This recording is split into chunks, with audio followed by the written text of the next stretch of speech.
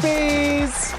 Welcome to the show. I have a feeling, wait, my camera should be turned a little. Okay, better. Hi, everybody.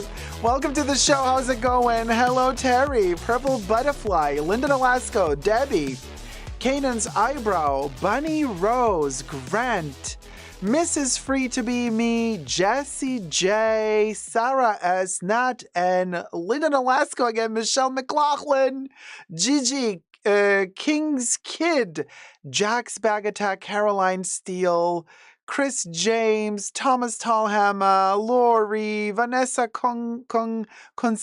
Consalves, Victoria Bolton, Grant, Chris James. I mentioned everybody double. Sorry, guys. Hi, everybody. How's it going? Welcome to the show. So, Nicole Pancakes. Yay! How's it going, Nicole? Welcome to the show. Hi, everybody. I hope everybody's doing fabulous.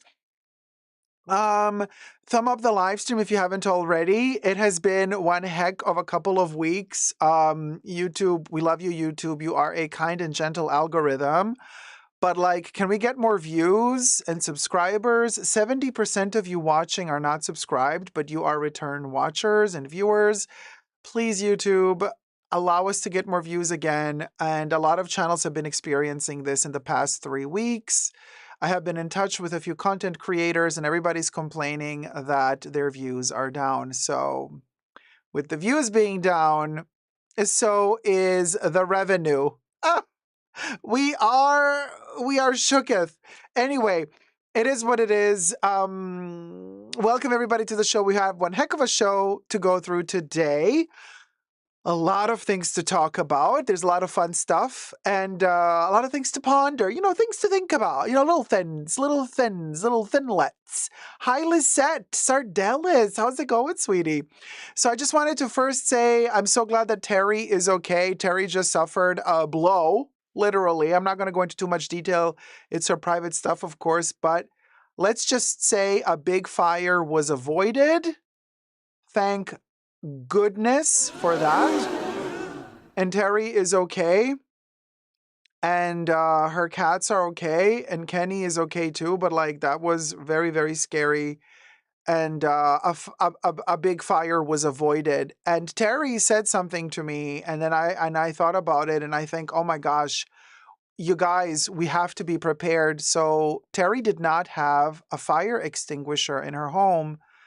Thankfully, still the fire was avoided, but that made me immediately rush to order a fire extinguisher because I don't have a fire extinguisher either. So, literally right before the stream started, I ordered a fire extinguisher as well because I'm like, oh my gosh, you know what? Everybody should have a fire extinguisher at home. So if you guys, so I looked up fire extinguishers online. I'm going to post a link to them here in the shopping links in case you want to use the link to get a fire extinguisher as well. I got a fire extinguisher now because I'm super scared of that. So I think it's a really good idea to have a fire extinguisher at home. It doesn't, I mean, they have different sizes. I think they have like those really like big ones and there's like smaller ones.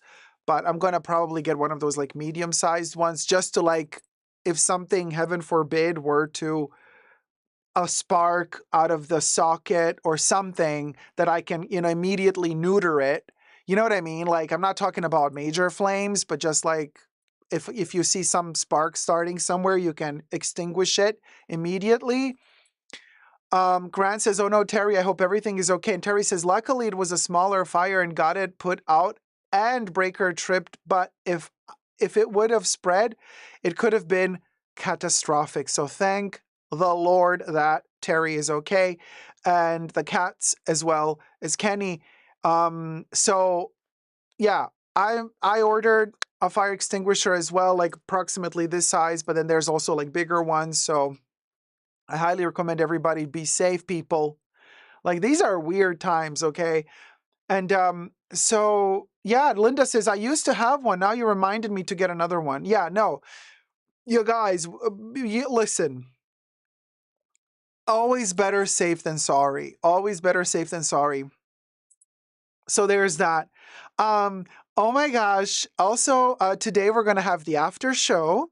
So for Tier 2 members and Tier 2 patrons, so if you are a Tier 2 member or a Tier 2 patron, today you get a second live stream after this live stream where we get to talk a lot about stuff more in depth, perchance, than we would get to talk here. And maybe, just maybe, in the after show, I will also explain to you how this happened. So yeah, I'll explain to you it's my magical birthday at the Academy of Magical Arts at the Magic Castle, where I went to with magical, wonderful people, and I went to see, I call her Candy Darling, but her name is Lucy Darling. Anyway, all details about that in the after show. Because there's a lot to talk about. Anyway, become a Tier 2 member or a Tier 2 patron. And thank you so much for supporting the channel. You know, I don't do sponsorships, for now at least, as long as we can survive without doing them. You guys are my sponsors throughout the memberships. and the patronage, as well as all of your tips. Thank you guys so much. Diva on a Budget says, Happy Memorial Day, everyone, to those who celebrate respectfully speaking. Happy Memorial Day. Thank you for reminding us, Diva on a Budget. Hi, Patrick. Hi, Elijah. And Teresa E., how's it going? Hi, Dacob. Hello, everyone in the Fashion Bunker. How's it going? Hi, Bunny Rose. Hi, Latoya Andrews. No, Latoya, it was not my birthday yet, but I'll explain the whole situation in the after show. My birthday is in June, and Nicole, you love Lucy Darling. Well, I have something to say about the whole situation with Lucy Darling in the after show, so stick around. Hi, Finley, how's it going? And then also, I wanted to say thank you so much to Shannon, because, you guys, Shannon did the impossible, because I could not do it. I tried and failed over and over and over again. And Shannon, bless her heart, she was an angel and came through. And she's like, oh, Dacob, I heard you have issues getting the Labubu version 3. I was like, not only do I have issues getting Labubu version 3, like if I even dare touch the Pop Mart website, it crashes. Like I can't even look at it. She's like, I got you covered. So you guys, we got a Labubu version 3 Big Into Energy, the full set unboxing coming soon to Totally Dacob. So be sure to subscribe to my pop culture channel. Subscribe to Totally Dacob for the Labubu version 3 unboxing. Surprise, surprise. And will we get a secret Labubu or not this time around? Stay tuned. Sarah says, I got my first Labubu yesterday. Soy milk. Oh, soy milk is gorgeous. Great one. You got a great one. Finley says, oh my God, what? Oh my God, oh my God. So Shannon, my queen, thank you so much. Shannon really came to the rescue. Brown Bunny says, yes, Shannon, work, mama. So Shannon really came through. Thank you so, so much. I recorded the unboxing secretly because I didn't want to spoil, like, you know what I mean? I didn't want to have any spoilers and film it in the main show, because then you would already know which ones we got. So that one was filmed offline, the unboxing, and it's coming soon to my Totally Dacob channel. So be sure to subscribe to Totally Dacob for a very, very, very fun Labubu unboxing, courtesy of Shannon. Thank you, Shannon. I'm so happy because, you know, filming a Labubu unboxing is so much fun for me because they're just so cute. Labubus are just so cute. I don't care if I get a gazillion times the same Labubu or not. Every single time, it's so much fun for me. I know some people, when they do the unboxing of their Labubus, they behave so rudely, like they're like disgusted that they didn't get a secret one. You know, every time they open a new box, they're like, oh, it's not a secret one, and they just throw it to the floor. I find that very vile and kind of ungrateful. I don't like that attitude at all. And also, I like all my Labubus just the same. They're like all my kids. I can't like, I do have, look, I prefer some of them, right? But thankfully, I gotta say, I've never been one to say, oh, I really want the secret one, because my favorite ones were always the other ones, like the pink one from the Have a Seat. Oh, that's my favorite one with the heart eyes, you know. And from the Big Into Energy, it's the lavender one, the luck one is my favorite one, not the secret one. So, you know, I'm like super thrilled for them. It doesn't have to be a secret one. I love them very much. And so it's a very exciting unboxing. I hope you're going to get to see it very soon. It's going into post-production, and then we're going to post it. So thank you, Shannon, for the Labubs. Hi, LP Fashionista. How's it going? And then it's a big box, Latoya. Yeah, so there's 6 little boxes inside one big box. That's the standard size of one set of 6 Labubus. They're always that size.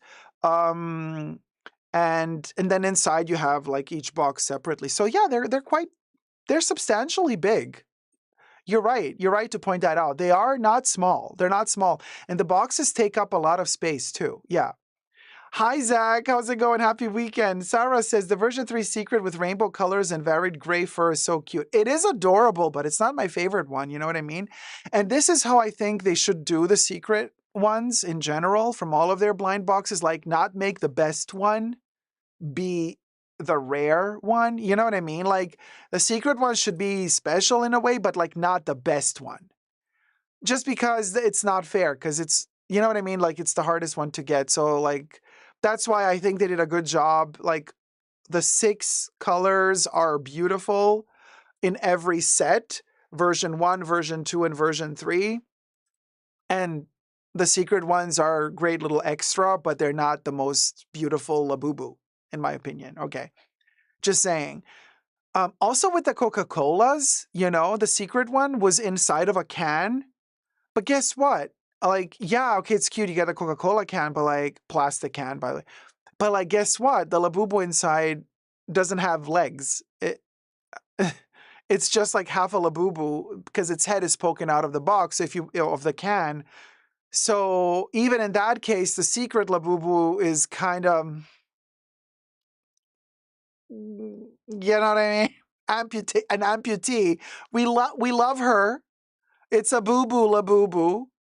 Yeah, a little bit unfortunate. No disrespect to the unfortunate Labubu, but like, if that's the only one you get, like, you also want the fluffy ones with that have all their appendages. The white ones with the appendages. Just saying. Just saying, no shade. Anyway, tip your host if you like the show. And also, okay, so you guys, thank you so much for all the tips, for the love and support. Last stream, let's get to the tips because a lot of you have been sending tips already. Thank you so much. And there you go. Last live stream, we did the camellia, the Chanel camellia flower with the tips, and you liked it so much. I loved it too. So we agreed upon doing it again. So this is from last week. We filled up a whole camellia. Isn't it gorgeous? Okay, so we've been talking about, like, every time you send a tip, we're going to write your name on the camellia on one of the petals. But we've been talking about how do we do the next camellia. So I've been thinking because I want to wear like at least 3 of them, right? So this stream and the next stream, we're going to do another one. And I've attached a pin to the back, a metal pin. So it really works beautifully like a pin. But this time I'm thinking, so we have a brand new one. I prepared it with the pin in the back. So we're going to write down all the tips here. But this time, because here we had all the colors of the rainbow, today I wanted to play with the cooler tones. So I'm thinking we're going to do these 3 colors today. So, and I'm thinking of doing a gradient. Well, you can't really do gradient with markers, but we're going to try to do like light color here, medium tone in the middle, and then the darker purple on the side. So we're going to have like kind of a rainbow arrangement. So then we're going to have this one and then this one with those color tones. And then the third one, I'm going to come up with a 3rd color idea. So when you wear all 3, they're going to be really beautiful together. So I'm going to start. Let's 5 foot nothing. 5 Thank you FT so nothing tipped $75. Just in case Amazon forget your check. I know. Amazon always forgets to check. 5 foot nothing. Thank you so much. So we're going to start with a lighter shade. And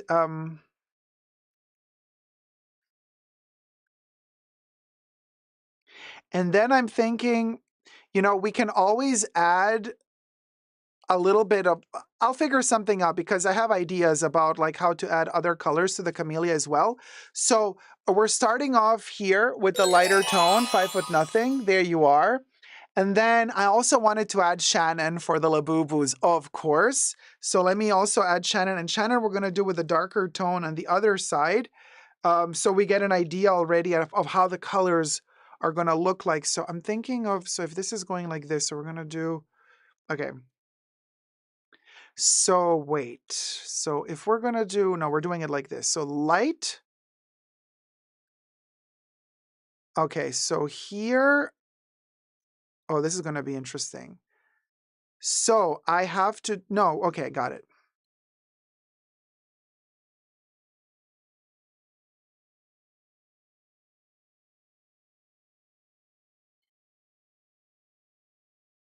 Okay, I got Shannon.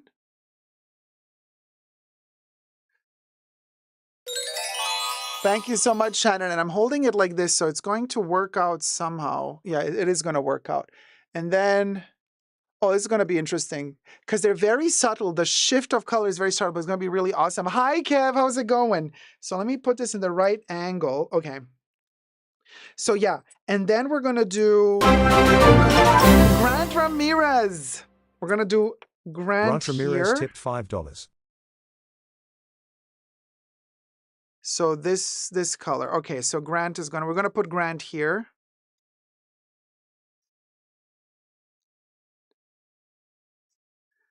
Oh my gosh, this is gonna be so interesting how this turns out. I can't wait to see how this camellia turns out, you guys, because some names, I already feel it.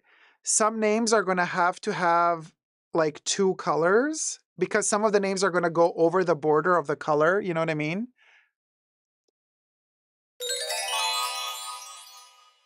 Depending on where the petal is. So I'm thinking, like, for example, definitely the name that goes on this petal is going to have two colors. It's going to have to be this and this color. So it's going to be very interesting. Oh, thank you, Terry. Teresa McGuire tipped $20. Thank you for always being such a kind, supportive friend. You are the best. Oh, Terry, my love. Thank you so, so much. So, wait, that's a lot of... Wait, did Terry send 4? No. Ah, no, it's repeating. Okay, okay. So let me write Terry. Okay, so Terry, I'm going to also do... Let me see. How do we... I'm going to put Terry also here in the middle portion. Yeah, okay. So this one is still with that. Oh no, why is it not writing? Don't tell me my pen is no longer... Oh, no, no, it's back.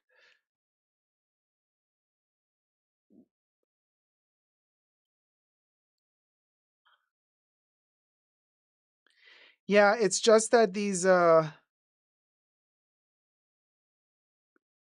pens are so... They're not pens, these markers. You think they dry out, but then they don't.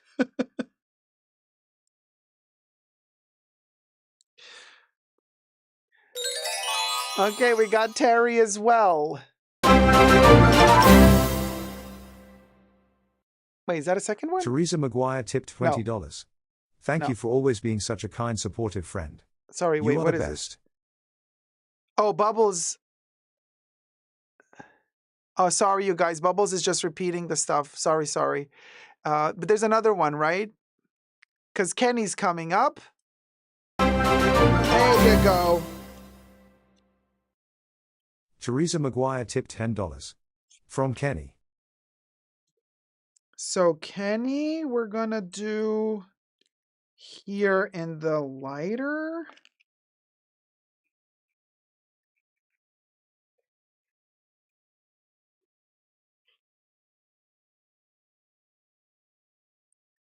I'm trying to get it nicely sorted.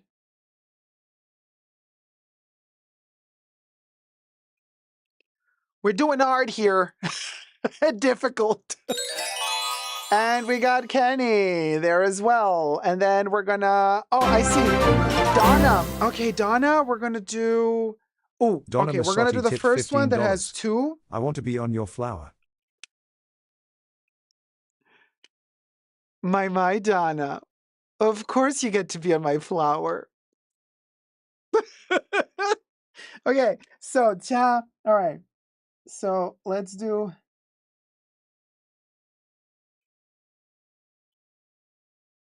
And then I have to change color because it's the petal that has 2 colors. This is going to be interesting.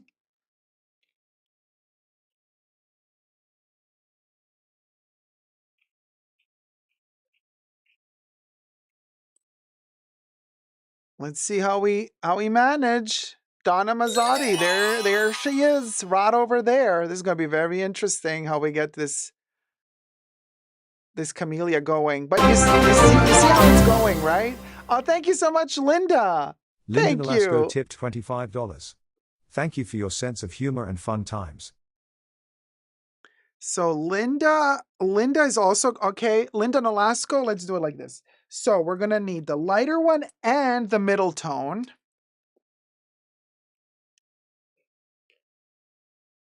Yeah, because...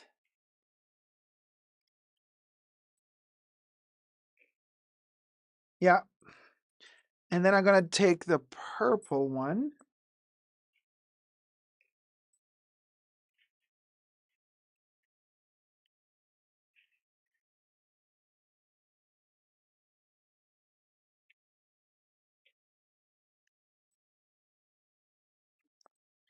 Oh my gosh. Okay. Whew. We're getting there. So we got Linda Nolasco right there. So yeah, that's how it's going to be. So we got the lighter shade, lighter stripe here, purple in the middle, and then the darker stripe there. So yeah, that's how it's going to turn out. And then maybe we're going to do a little polka dots or something in the end to like perfect it a little bit, but give it that vibe of those three stripes of colors. That's the idea. Yeah, I'm liking this. Nice cooler tones. This is like for like a breezy evening out in summer.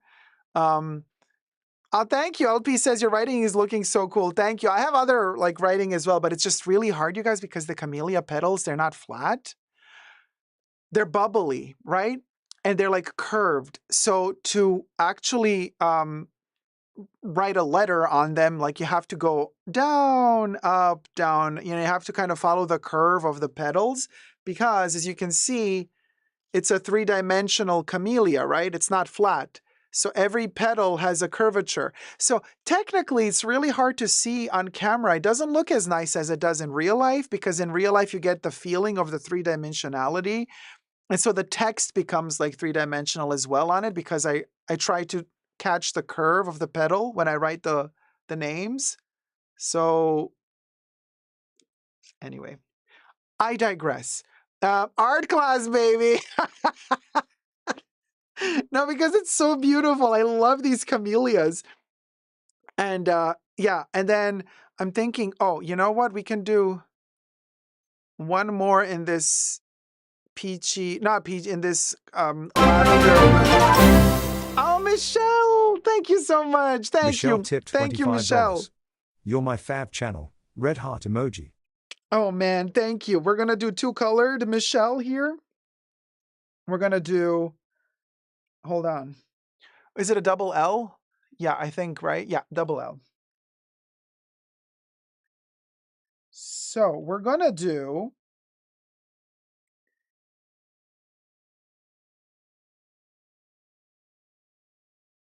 yeah, and then I'm gonna pass to the lighter shade.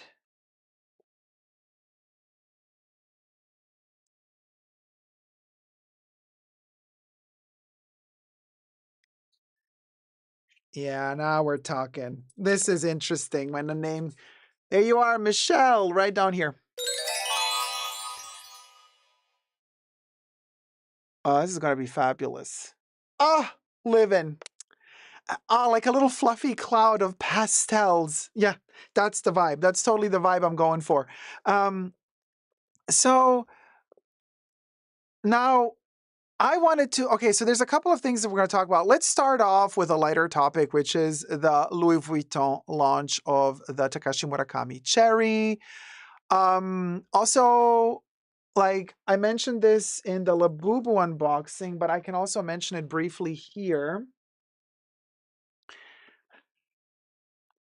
Okay, so let's film.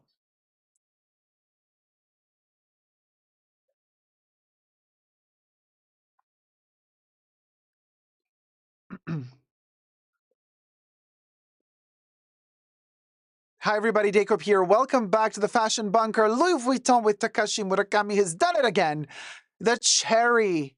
print has been reissued after 20 years. It is its 20th anniversary. And yet again, Louis Vuitton has failed us. Let me gather myself. Okay, so everything I say in this video is for entertainment purposes only, not rooted in truths or facts. Everything's alleged and just my opinion. Okay, we'll go. Thumb up the video, subscribe. Let's get to 100K. Look, I got these pictures from the Louis Vuitton website. Now, as they launched the cherry collection, of course, nobody could access the frickin' website. They wouldn't let you pre-order anything unless you were not a VVVIP customer. So I have no longer connection to my sales associate because, little intel for you, my sales associate was like, oh, the hell am I going to keep working for this company? She left. And she went to work for another company. And you know what? I'm really, really happy for her, but I lost my contact at Louis. It's fine. But also, okay, so I go on the website on the day it launched, the cherry collection launched, like when it launched, and this is what I get. I have a screenshot from the Louis Vuitton website. So this wig is preposterous. Anyway, allegedly wig. Louis Vuitton, I like how the cherries, the O's are turned into cherries. Welcome to the Louis Vuitton for Murakami collection. You see this? You see this? Next refresh, 41 seconds. I was placed in the loop of doom, baby. Half an hour. This mofo keeps counting down 60 seconds. When it gets to second 0, you either get access to the website with the products you're looking at to buy, or you don't get access to the products and you go back into the countdown of the 60 seconds. Let me show you the next picture where it describes what will go. So when you scroll down, it says, due to the high interest for this release, you are being placed in a waiting room. Your browser will automatically refresh regularly. A manual refresh will not accelerate your access. By entering this waiting room, you accept our specific sales terms. I'm like, what are those? Okay. 1, first come, first served, cannot be guaranteed. Admittance to view the collection is on a random basis and will end once products are sold out, which leads me to believe that basically, if I understand this correctly, I'm just speculating here, we have this 60-second countdown, and then every time it counts down to 0, some sort of behind-the-scenes raffle, random raffle, I suspect, takes place. And some users that are waiting in line get catapulted randomly, like they win the lottery, and then get catapulted onto the Louis Vuitton website. And then once they're there, like you get a chance to scroll through the items and to buy whatever's available. Because they say it's not first come, first served, right? It says like randomly, they don't use the word randomly, but no, it does. They do. Random. There it is, random basis. Okay. Point 2, if granted access to view the collection, you will have 10 minutes to choose and place the products in, or the products in your cart. Y'all, there was one item I wanted because already 20 years ago, I got the cherry stuff that I really wanted. And that was the 45 key Paul, which back in the day didn't have the bandolier. It was just to hold. And I got that one pre-loved later on. And I have always with me in my plastic bag here to protect it from dust because I lift it sometimes in my live streams. But I have my cherries silk scarf from Louis from 20 years ago. It's not like I wanted a lot of stuff. I'm not that type of person anymore like I was like back in the day. Like if I have one, I have to buy everything. I have to have the whole collection. No, I'm very much like, let's pick and choose the cute stuff. Okay. So there's one thing that I wanted. And I'm not going to jinx it. Because if I do manage to get it, I will unbox it, but I'm not going to jinx it. So anyway, there's this one thing I wanted, and I just, the loop of death happened, right? Point 3, please note, once in the cart, the product or products will not be reserved until the payment step is completed. So you might have whatever item you place in your cart available to click on place in cart. And then by the time you press on go to pay, in that moment it might sell out. It's so frustrating. Point 4, we will acknowledge receipt of your order request by email after the payment step is completed. However, this email does not constitute final acceptance of your order. Your order will be accepted if, after order review, you receive a shipping confirmation email. Yeah, guys, even after you send them money and you pay them, they might still refuse your order. Like, the travesty. And this is the third launch with the Takashi Murakami collaboration. They did the super flat and multicolor first, beginning of the year in January. And then like in March, they did the cherry blossoms. And then now in May, they did the cherries. So the super flat was a travesty of a launch. Everybody was complaining. Nobody could get access to the products. And the people that got access to the products, many of them were complaining that the quality was not so good. The stitches were not good or loose or missing, that the canvas was bubbly. Sometimes the zipper pulls that had to have the little panda were not panda, but just LV logos. I mean, a mess. I had the issue with the super flat. I did manage to place an order for a silk carré. It said it's going to ship after payment 2 to 4 business days. And then weeks later, they still haven't shipped. They kept gaslighting me like, keep waiting, keep waiting. I'm like, how long am I supposed to keep waiting? At one point, they said something like 6 weeks, 7 weeks. I'm like, no, you're not going to keep my money for 6 weeks and I don't have my Louis Vuitton scarf. Give me my money back, because that's a lot of money. So they were like, ugh, okay. So they gave me my money back. So that was that. Then this now, again, like they had 3 drops. Well, this is the 3rd drop. They had 2 drops time to fix this issue. They had 2 drops time to figure out that people love Takashi Murakami. They had 2 drops time to fix the quantity, to make more by the time this 3rd drop arrives, to have sufficient amount of product. And I'm saying this because Louis themselves are claiming that their revenues are shrinking. So they're complaining, because it's a publicly owned company and they have their shareholders to answer to. I'm like, if you have your shareholders to answer to, you got to earn money. Don't you want to sell this stuff? We want to buy it. Even people who don't like the new stuff you're doing, Louis, I don't like the new stuff you're doing. Pharrell can go get another job somewhere else, in my opinion. But this I like, but I can't get access to it. So Louis, you don't want the money. That's okay. But anyway, so I'll explain to you the whole situation if I do manage to get that one little tiny piece that I always loved and never had a chance to get. So if I do get it, I'll make another video explaining to you how I got it and all. But if I don't get it, we call a spade a spade. Next picture. So this also, some people have been complaining that they did not receive the packaging. And this is the same problem, yet again, that we had with the first release, with the super flat, with the panda and the onion head. Really cute bags and little stickers, okay? And the special ribbons and even the tissue paper. Here you don't see the tissue paper, but there was also super flat tissue paper. It was actually multicolor.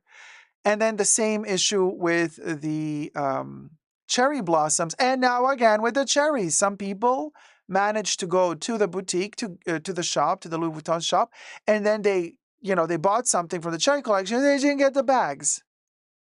Because some shops are still claiming, oh, sorry, we didn't get the bags to go with the collection yet. but the collection is selling out already. So by the time they get the bags, the collection will be gone. I mean, the same problem repeating over and over and over again. Like, you guys, I personally would have preferred brown background with the red cherries, just like my silk carré that I showed you. But I don't mind the white with red either. I mean, it's giving Coach, but hey, it is what it is. I just love Takashi's cherries because they're smiling. You know, they're super cute. And then one stem is green, one is blue. So anyway, I would love to get one of these little boxes with my item, but... Oh wait, do they have cherry sunglasses? I didn't see those, but this looks like a sunglass case. Well, it could be a small leather good case either. I don't know. So anyway, we'll go. And then the next picture that I wanted to show you. So anyway, that's the packaging that you would get if they did their job right. It's giving that time of the month. Who said that in the chats? My opinion. I can't with you. You're my people. And this is the inside of the cherry blossom items that have leather, that kind of Saffiano type of leather inside. Prada uses that. And then they print this out. Now, the print is, dare I say, lackluster? And this is from the Louis Vuitton website, mind you, okay? Like, credit to the Louis Vuitton website. So, obviously, the 20-year anniversary celebration is for the super flat, and this is also super flat, and then that's cherry blossom and cherries. So that's the series repeated. But look at this bad print. Look how, ooh. And they show this. Yeah, the registered trademark is terrible. Yeah, and also look at the Y, and look at the R. Look at this R. And look at this R. Spot the difference between the two R's. No, but like seriously, wow, okay. But this is a tiny print, I guess, you know, it's very tiny. So I guess, but then why Louis Vuitton shows this on their own website and they're like, here, this is what you get. And like here, they didn't even fully print the flower. I can't go that far. Or here, like they didn't fully print the onion head. The cherry is also enough. Anyway, the panda, the part of the mouth is missing. Okay, it is what it is. Now, here's the thing. My opinion, Arnar. My opinion, in Aussie accent, Arnar. Arnar. Yeah, oh no, Arnar. Noar. Oh, Noar. Speaking of Aussie accent, my dear friend Jessie from Jessie Style, go subscribe to her channel. I'll post the link down below. She sends me a screenshot and she says, Dacob, can you believe the audacity? She wanted to get a cup, or she was looking at a cup, and she sent me this screenshot. This is in Australia, you guys. This is insane. The set of 2 coffee cups and saucers, adorable. I love it. I would still prefer it to be brown with red, but okay. But I still love it. Add to cart. It's available. Except it's not. You can add to cart. You can pay. But here, due to high demand, your product will be shipped in 6 to 7 months.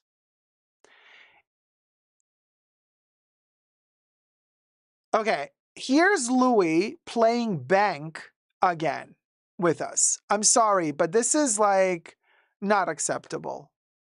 This is not acceptable. This is the issue that we had for the cherry blossom launch. It's the issue that we had with the super flat launch at the beginning of the year. But like, this is the 3rd launch. Louis, get your shit together. I don't like this. I really don't like. I don't like that you get to keep your clients' money for 6 or 7 months and you get to invest with that money. You get, so basically you take the 670 Australian dollars and then you get to use that to invest in stuff for 6 or 7 months before the customer gets their cup. This should be illegal. I'm sorry. This should be, at this point, a pre-order instead of add to cart. And it should be paid once the item is ready to ship. Like I commit to pre-order it. You can already pre-charge my credit card. Basically, how that works is they already get pre-authorized to book the money off your credit card once the item is available, not before. That I'm okay with. You know what I mean? Like I would say if I really wanted the cup, I would say, yeah, I will allow you to pre-approve the spend on my credit card. And then 6 months from now, when the cups arrive, you send me a notification. The cups are arriving. We are about to now charge your credit card. And then once the cups arrive, we will ship them to you. That I'm okay with. But I'm not okay with giving you 670 Australian dollars to keep for 7 months. I don't have the money. And I don't have the cups for 7 months. I'm sorry, no. Jackie says crowdfunding to produce. Wow, Louis doing Kickstarter now. That's a good one. It is giving me Kickstarter vibes. And this is like, it takes less time. I mean, this is almost the amount that I had to wait for my Birkin. And just FYI, I paid the Birkin when it arrived. I didn't pay for the Birkin when I went to the Hermes boutique to place my Wish order. They only charged me once the bag arrived. Okay. Louis wants to charge you for more or less the time that they would need to produce a bag, like a special order or something. No, this is just not. But then they give you a porcelain cup. I'm sorry, but no. Louis, no. You're not going to get my money like this. Now, I might, if I have the time in the coming days, although I'm very busy, so lately it's a little bit difficult. But if I do have the time to pass by a Louis Vuitton shop, I might. And yeah, by then everything will be gone, but I'll have a look. I'll look at stuff. I'll talk to the sales associate. Maybe they have something cute. But if it's available then and there, I might pick it up. Otherwise, no. Absolutely, absolutely not. I'm not paying them full price and waiting 7 months. Absolutely not. On a positive note, thanks to Louis sent me a note saying, girl, did you know that Takashi Murakami just released a Uno card game with Mattel? We can take this off. So look at this. So I'm going to unbox this on my Totally Dacob channel, probably. Let me know if you want to see it. That's my pop culture channel. If you want to see an Uno card unboxing by Takashi Murakami, let me know. Usually those don't get a lot of views, so I don't know if, if we should like film the whole thing. But anyway, super adorable. So Louis tells me, hey, they just launched this. I ran to the Mattel website and I ordered one, and then like they sold out half an hour later, which was crazy. But I'm very, very excited about this. I love Takashi. So there you have it. What do you guys think? Let me know down below. Thoughts and prayers. Subscribe, thumb up the video. Never give up on Takashi love. Bye. Mwah. So I have a hair on my nose somewhere. It is driving me nuts. Nuts, I tell you. Okay. Sorry, guys. Let me just figure out. Robbie says I could get a cherry mug at Home Goods. Well, not a Takashi cherry mug. You can get a cherry mug, yeah, but not the smiley cherries from Takashi. That's his artwork is copywritten. Hi, Nata Dida. How's it going, sweetie? So, hi, Rosanna Navarro. How's it going? Good morning. Oh my gosh. It's like I can't see. There's a little hair somewhere here. Like, I am getting hungry. I want meat. Mm, I don't know why. I am in my meat phase. Like, I want a filet mignon. Can you believe? Okay. So anyway, all right. So we filmed this topic. Then I wanted to also, um, yeah. So we have this issue with Christian Dior. Let's film this one as well. And Christian Dior. Okay, I don't even know where to begin. This is.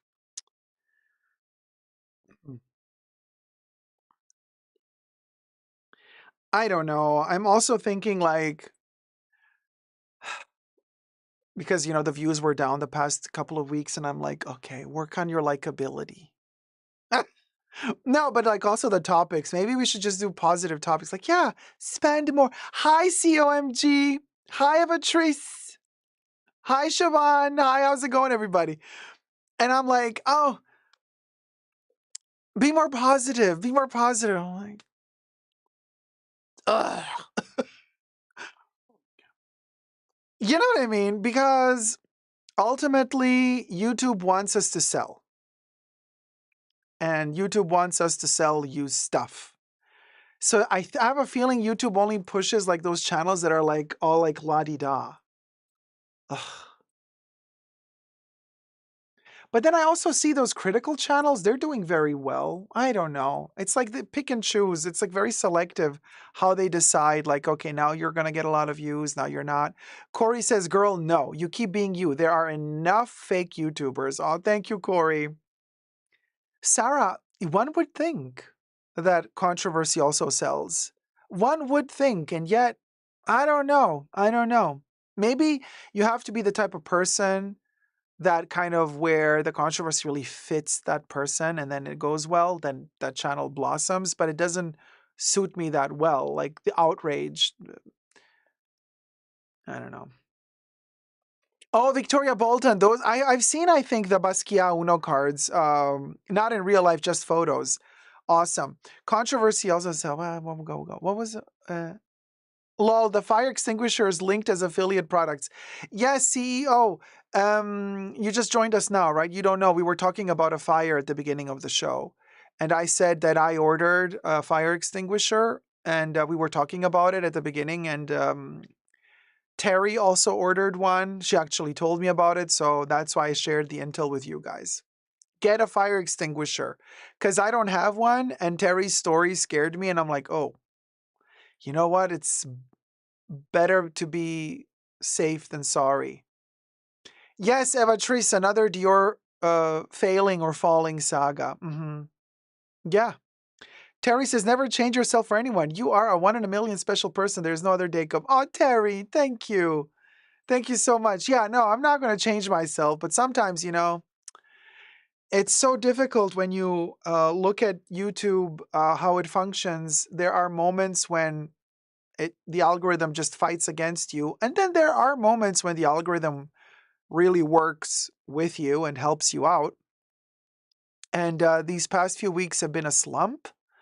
The algorithm was not working with me at all. Like dramatic fall in AdSense revenue, views, everything. And so I'm like, and you see that it's artificially kept low because there's like different statistics on YouTube. One of them is called a click-through rate.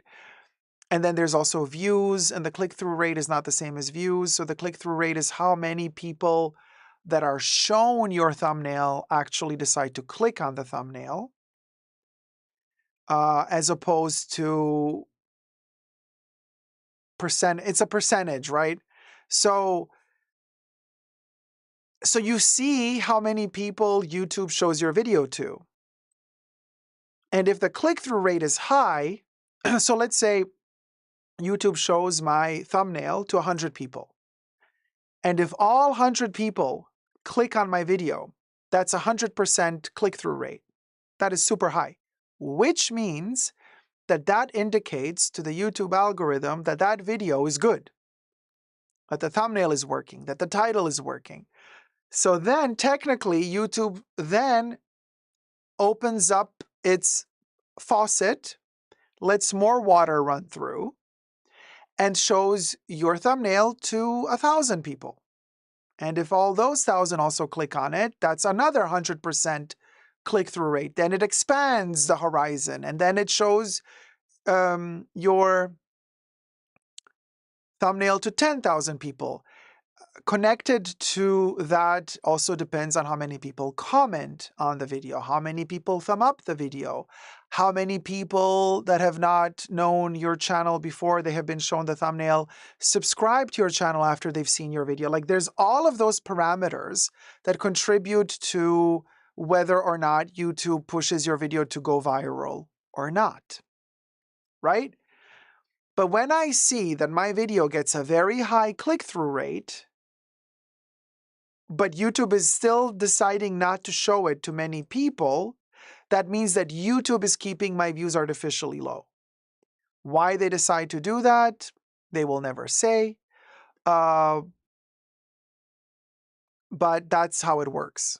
And it just is what it is. So you can sit here and brainstorm all you want, thinking about, okay, what is it that you have to change? Do you have to change your title? Do you have to change your thumbnail?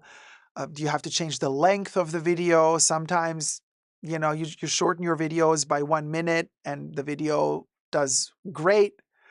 But that 1 extra minute maybe makes the video not do great. Like, there's so much. You can like sit there and go bananas thinking about what you should change. And that takes up all your energy and all your time.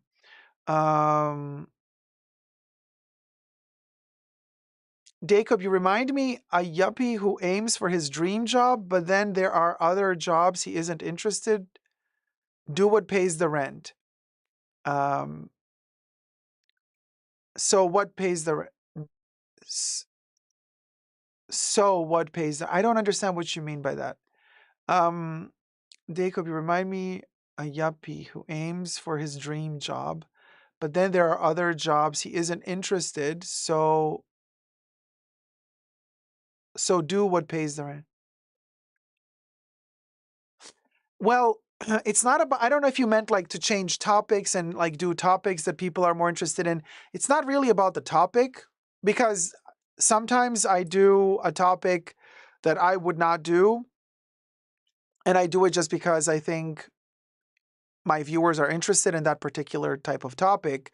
It's like when you take one for the team, and sometimes those videos do really well, sometimes they don't. Even though the topic is a hot topic, even when the topic is a hot topic, sometimes, like my last video finally got a lot of views, but the video before that, nothing. And they're very similar. Like, like my last video from a day ago, so it's still tallying the count. So on my end, I see like we're close to 10,000 views. You're going to see 8,000. Which is normal, by the way. On your YouTube dashboard, you always see real-time views as opposed to what viewers see, and viewers see the views that you guys see are usually late. And then the video I posted right before that got 4,000 views, less than half. And then the other Dior video got, okay, whatever. I'm not going to go through the whole thing now. Okay, so, but anyway, Robbie says, I tried to watch all of them. Thank you, Robbie. Purple Butterfly says, you criticize a lot of big brands who are probably big advertisers for YouTube, so they could be shadow banning your videos.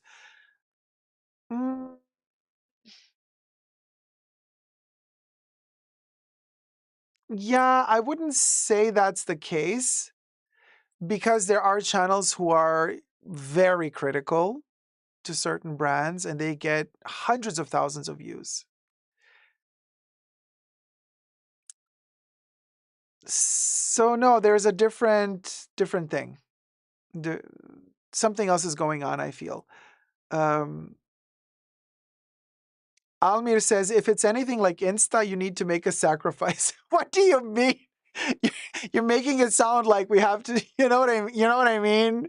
Like, you're making it sound like, girl.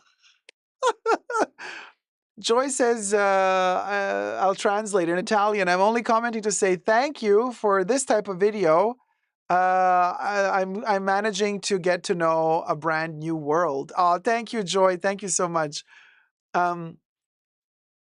So anyway, Latoya says people are busy with graduations. I mean, that's a possibility, but I repeat to you guys, in this period, some channels still get a ton of views. So it's not like. And also, I wouldn't say that my content is necessarily graduation style content. Most of my viewers are generally in their, 40s, 50s, 60s anyway, 30s as well. So I think we're way beyond graduation, unless parents are not helping their kids to prepare for graduation, in which case the parents would not be watching as much YouTube. Or grandparents. That's a possibility. That's a possibility. Hi, Holly Grace. How's it going, sweetie? But anyway, let's do the thing. Maya is like, hon, who's 60? 60, 70, 80? Yeah. You best believe. You best believe. Sylvia says 20's here. Maya says 30 2.0, baby. We'll go. Well, I'm 237 years old. As a vampire, what do you want? It is what it is. So, okay.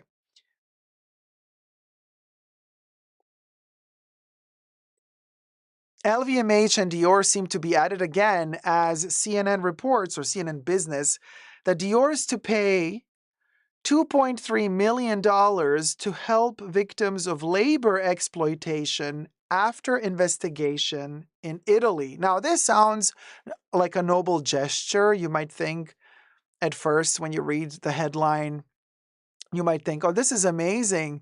Wow, LVMH and Dior to give $2.3 million towards, funding the fighting of exploitation of labor. Well, here's what actually happened. And before, we get to it, subscribe to my channel, thumb up the video, become a member, gain access to extra perks, become a patron. Also for extra perks, thank you guys so much. And everything I say in this video is for entertainment purposes only, not rooted in truths or facts. Everything's alleged and just my opinion. You guys, they got caught, is what happened. So Dior has agreed, as per CNN Business, a number of remedies to settle an Italian competition authority investigation into whether the luxury brand and two of its units misled consumers with their statements about working conditions at its suppliers. So basically, what they're saying here is, allegedly, Dior got caught misleading its consumers into saying our stuff is made in the highest standards, meeting the highest standards, labor is paid properly. This embroidery that you see on this bag was handmade by a little grandma sitting somewhere in Italy who has been doing this her whole life and in her own villa and everything. And while she's sipping coffee and tea and being massaged at the same time. I'm enhancing the sitch. Okay. But then people were like, Dior was caught hiring third-party companies that then work with sweatshops that get these bags and embroideries done for $1.25 and then sell, Dior then sells them for thousands of dollars. So that went to court a year ago. And one of the things that came out of this situation was the antitrust body said on Wednesday in Italy that the pledges made by Dior, which is owned by LVMH, were an appropriate remedy for the possible unlawfulness and decided to close the investigation without establishing any infringement. Now, the fact that they say possible unlawfulness, I'm like, girl, are you going to really sit there, try to tell us consumers that the Dior managers and whoever is responsible for, buying all these products to then sell in their boutiques. Are you trying to tell us that Dior had no clue that they were buying $56 bags from sweatshops that they would then subsequently sell for 2,600 euro and upwards in their boutiques? What, Dior was oblivious to all of this? They thought this is all totally fine and legal? If it's fine and legal that their bags are made for 56 bucks and that still delivers a profit to those workers, big if, then why would Dior decide to then sell those $56 bags for $2,600 or euro? So then the upping the price, the markup is what's criminal. Either way, something is criminal, in my opinion. Either the manufacturing of the bags, how they were made, under which circumstances, or the astronomical markups. And look, I mean, you can charge whatever you want, probably for luxury, as per the law. I get it, but is it morally okay? Might be legally okay, but is it morally okay? If you get a bag for $56 and then you sell it for $2,600. So anyway, basically, the antitrust body dropped all allegations against Dior because Dior decided or agreed to donate, which is also tax deductible. So they also get to deduct this from their taxes, $2,300,000 that would go towards victims, to help victims of labor exploitation. Dior's commitments include paying $2.3 million over 5 years. So it's not also at once, it's like in little bits. Can you believe Dior even got to pay this in installments? To support initiatives aimed at helping victims of labor exploitation. Last year, prosecutors in Milan uncovered workshops where underpaid workers, often immigrants, who were in the country illegally, produced leather bags, then sold to Dior and Armani for a tiny fraction of their retail price. This led Italy's antitrust investigation to open an investigation into whether the luxury brands had misled consumers, forcing on the discrepancies between the reality uncovered by the judicial labor probes and the messages from brands to consumers in terms of craftsmanship, corporate social responsibility. Among the remedies, Dior also committed to making changes to its ethical and social responsibility statements, and to adopting stricter procedures to select and monitor suppliers, the authorities said on Wednesday. In a separate statement, the company said Dior partnered closely with the authority to define a robust set of commitments that increase transparency and strengthen oversight throughout its supply chain.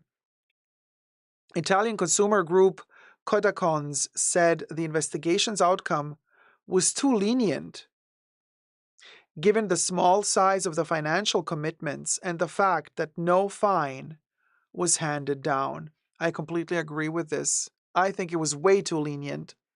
Last year, prosecutors appointed commissioners to oversee Dior and Armani's units that outsourced the handbag production to ensure they fixed their supply chain problems. The special administration regime was lifted earlier this year, but last week an Italian court placed a unit of fashion brand Valentino under judicial administration for a year after uncovering worker abuse inside its supply chain. In fact, it's a never-ending story, and I said this when we were just a couple of weeks ago, we were talking about the Valentino situation currently in Italy going on, and I'm like, okay, so Dior didn't learn anything. Armani didn't learn anything. Valentino saw what happened to them. Valentino knows that all they get is a little slap on the wrist for getting caught doing what they're doing, and then let's move on. Let's keep doing this illegalities because there are no real repercussions.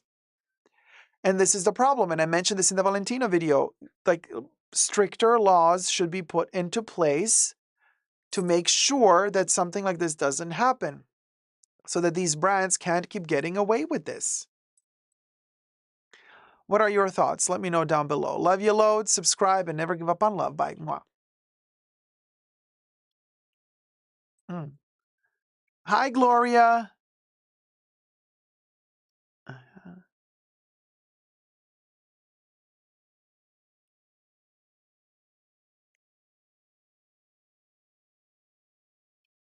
I need to put... Hi, Empanada. Cost of doing business, unfortunately. Yeah.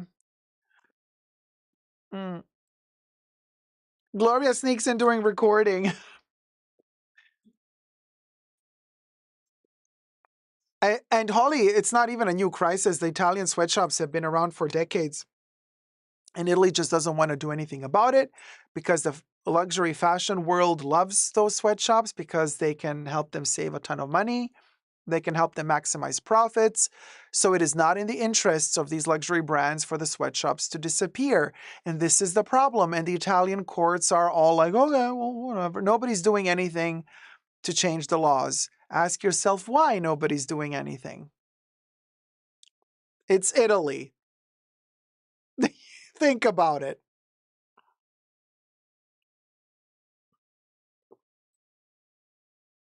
Ah.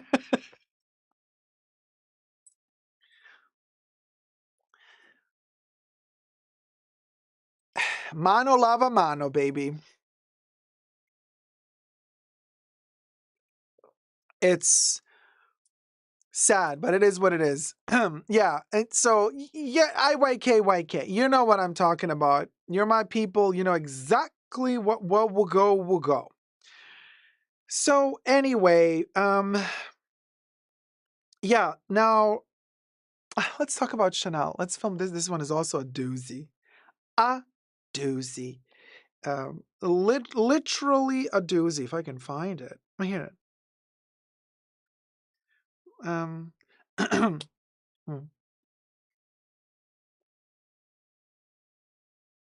Chanel sales drop, and for the first time in a very, very long time, actually, it's the first time that I've ever seen this happen at Chanel. They have reduced their boutique exclusive sunglasses during this current spring-summer 2025 sale. Now, you know how they reduce last year's summer collection this year. Chanel always does sales 1 year later. But to have a few of their boutique exclusive sunglasses from a variety of collections go on sale, honey, you know the jig is up. But anyway, so that's the intel that I just got the other day. Yeah, Chanel sunglasses on sale. I was shook, to be honest with you. Now, in America, when Chanel sunglasses go on sale, it's still ridiculous because I don't know for what reason Chanel marks up their sunglasses and Les Exclusives fragrances a ton. They don't mark up the other stuff that much. I'm not so sure about watches, but of all of their perfumes, usually they're all the same price in Europe and in America, but the Les Exclusives, like to get a bottle, 200 ml bottle is 440 euro in Europe, but it's $550 plus tax, so close to $600 in America. 440, that's already including tax, or 600. Huge difference. Same for the sunglasses. So now that the sunglasses are on sale, their sale price is almost the full price they cost in Europe. Interesting. And yes, it's only in boutiques, this sale, not online, not on their website. So, but there's an article by Reuters and quite a few business of fashion and other outlets have been reporting about this, that Chanel sales are down in 2024 because Chanel, don't forget you guys, Chanel is a privately owned company. It's not a publicly owned company. They don't have to answer to any shareholders. which means because they're not publicly owned, they don't have to release quarterly statements, earning reports, because they're privately owned. That's why usually when we get intel from Chanel's earnings, it's usually much later in the game than when we get quarterly earning reports from Louis Vuitton, LVMH, which is a publicly owned company, and so on. Everything I say in this video is for entertainment purposes only, not rooted in truths or facts. Everything's alleged and just my opinion. Subscribe. Let's get to 100K. Thank you so much for everybody who has already subscribed. By the way, 70% of you watching are not subscribed to my channel. 70% of you who keep coming back to watch are not subscribed. Like, it costs you nothing to click the subscribe button, and it helps the channel really a lot. So thank you so much. So Reuters says Chanel 2024 sales are down 4.3%, down to $18.7 billion. Now, still, however, Chanel with CEO at the head of Chanel, Lena Nair, good old Lena, who, by the way, just gave another interview the other day, again stating that she personally knows the names of at least 20,000 workers, and she knows everybody's story. And I watched this snippet on Instagram, and the amount of people that fell for this BS in the comments, and they're like, oh, such an inspiration. We love you. Oh my God, I want to be like, yeah, I want to work for you. I want to work for you. And yet nobody seems to be mentioning in the comment sections that all the stuff that she's saying about knowing every worker, about empowering women, nobody's saying that since she came to Chanel, Virginie Viard, who is a woman and who used to be the artistic director of Chanel, she ran away from Chanel. You think it has something to do with Lena, and now Lena hired a man instead of a woman. Empowering women, I see. And nobody's mentioning the 70 to 100 people that Chanel fired just this end of the year 2024 from their Chanel places, boutiques, shortening the staff. Also, Lena is not talking at all in that interview about how so many people that work for Chanel are not satisfied with the work conditions at Chanel, that they're leaving Chanel. Chanel also fails to mention, or Lena fails to mention, that they're not offering anymore to the newcomers into the company in America a retirement plan, which they did in the past. She also fails to mention that many customers are complaining about the quality of their products, returning the leather goods that peel or scratch shortly after having worn them once or twice. She kind of fails to mention all of that, but makes it sound like everything is la-di-da and dandy in the world of Chanel. They also really kind of clamorously state that even though the sales have been down 4.3%, they still plan to aid 48 stores in 2025, to open 48 new stores, nearly half in the US and in China. And this is interesting, though, because the second I read that they're going to open 48 stores, of which half of them are going to be in the US and China, I was like, you're not fooling anybody. Let me scroll through this article to figure out what stores, because the second I read 48 stores, I thought to myself, oh, these are going to be beauty boutiques. This is not going to be fashion. They're not opening 48 fashion, but never. And in fact, as I kept on reading the article, at a certain point in the article, it says that Chanel plans to add 48 stores this year, nearly half in the USA and China, as well as in Mexico, India, and Canada. Only 6 of these new 48 stores will be fashion stores. And they still don't want to explain what the other stores will be, because the other stores are going to be beauty boutiques, because the beauty boutiques are the only things that still make them money. selling perfumes, makeup, skincare, and some sunglasses, but they don't make much money off of those. So, but they're making it, but they're a little bit embarrassed. They're a little bit ashamed to say in their statement, hey, we're opening up 42, because they say 48, but only 6 are going to be fashion. So 42, we're opening up 42 beauty boutiques and 6 fashion boutiques. They're not proud of that. Matter of fact, also the sales associates, how about this, Lena Nair? How about you fix the attitude that your colleagues have that work in fashion boutiques? And how about they start treating the workers of the beauty boutiques better? How about we don't have that elitism and snobism?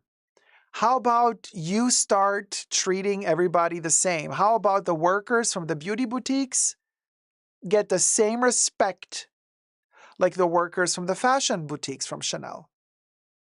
How about you work on bettering their relationships so that the fashion boutique workers don't look down at the beauty boutique workers like they're lesser than?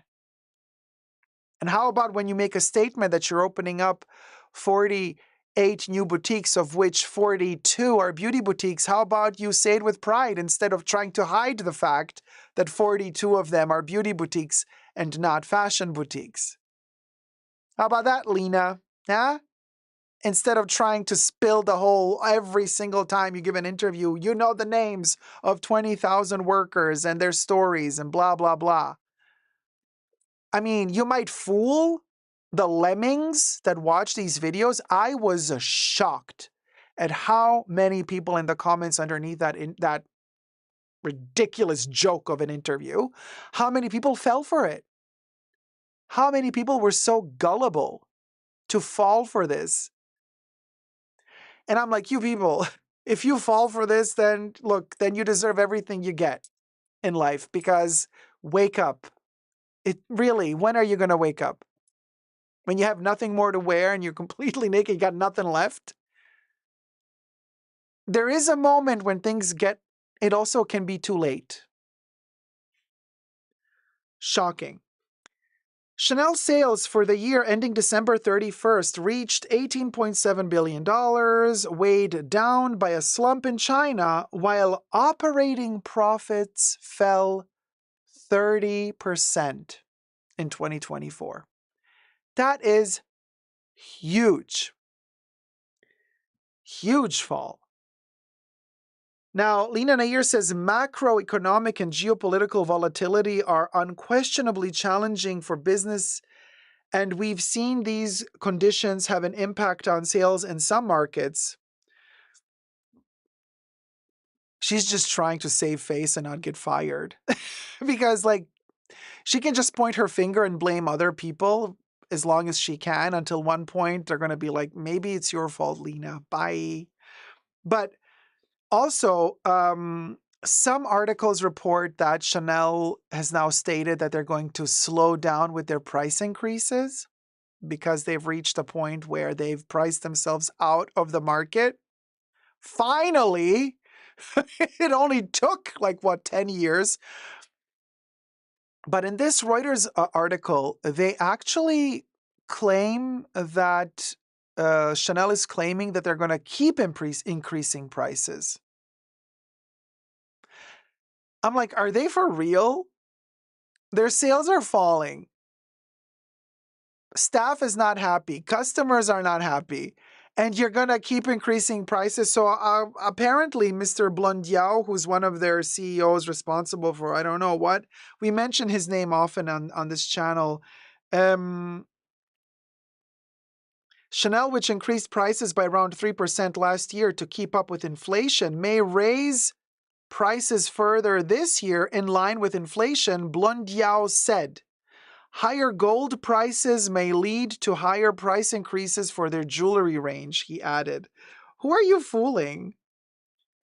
First of all, you're charging for your gold way more than the price of gold.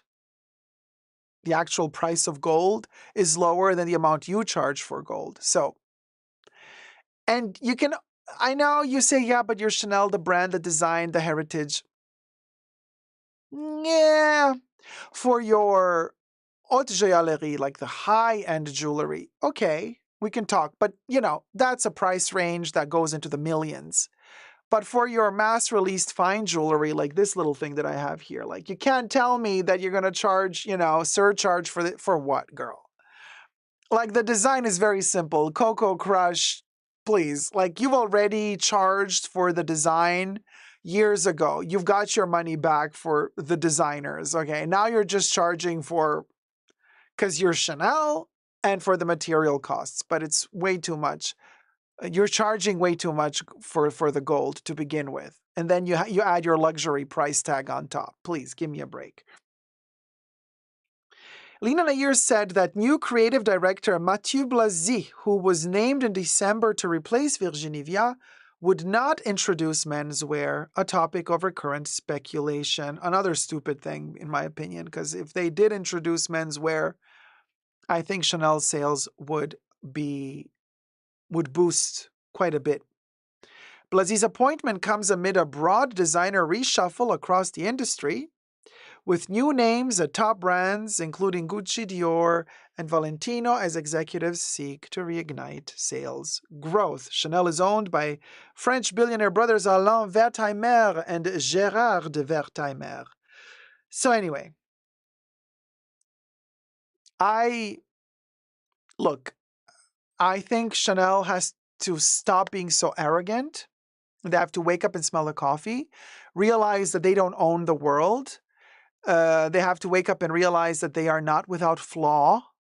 They have to wake up and realize they can only live off of their own grandeur and splendid past.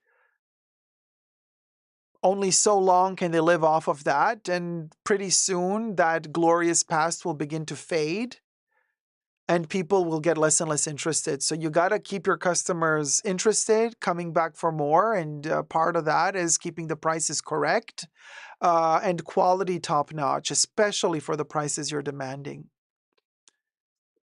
And yes, why not? We also want to see innovation in design. You are a fashion house after all, so innovate.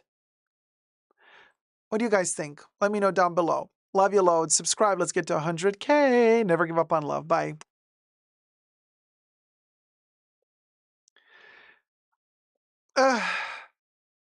Hi, Zach. Hi, Nay. LOL, this rant is so great for me right now because my new Chanel sunglasses are so tight and I wore them out today and got a migraine from them. Yeah, no, that's not good. Hi, Sam. Hey, Dacob, did Chanel do a select amount of menswear like 10 years ago, or am I crazy? Yes, they did. They did do some menswear during Karl Lagerfeld. They didn't have an entire collection for men, but they always sprinkled in some male stuff every season. They did. Nay is like, I'm like, yes, my sunglasses are flawed and arrogant. How dare they? Yeah, Chanel sunglasses have a tendency of being very, very tight, very, very small, very petite for very small heads.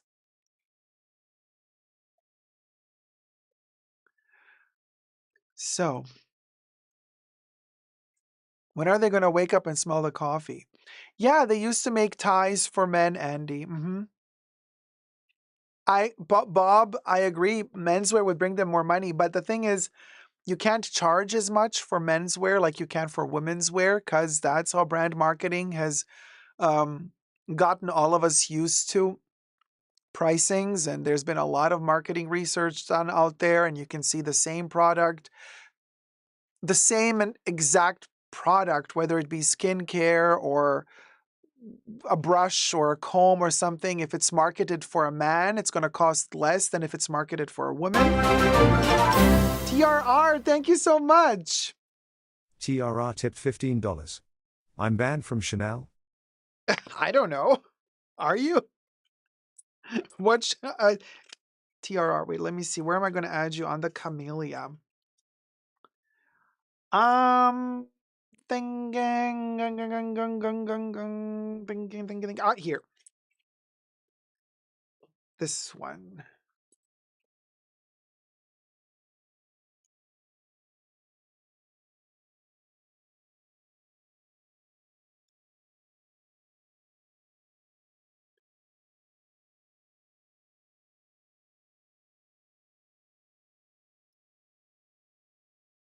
Sorry, guys. I'm just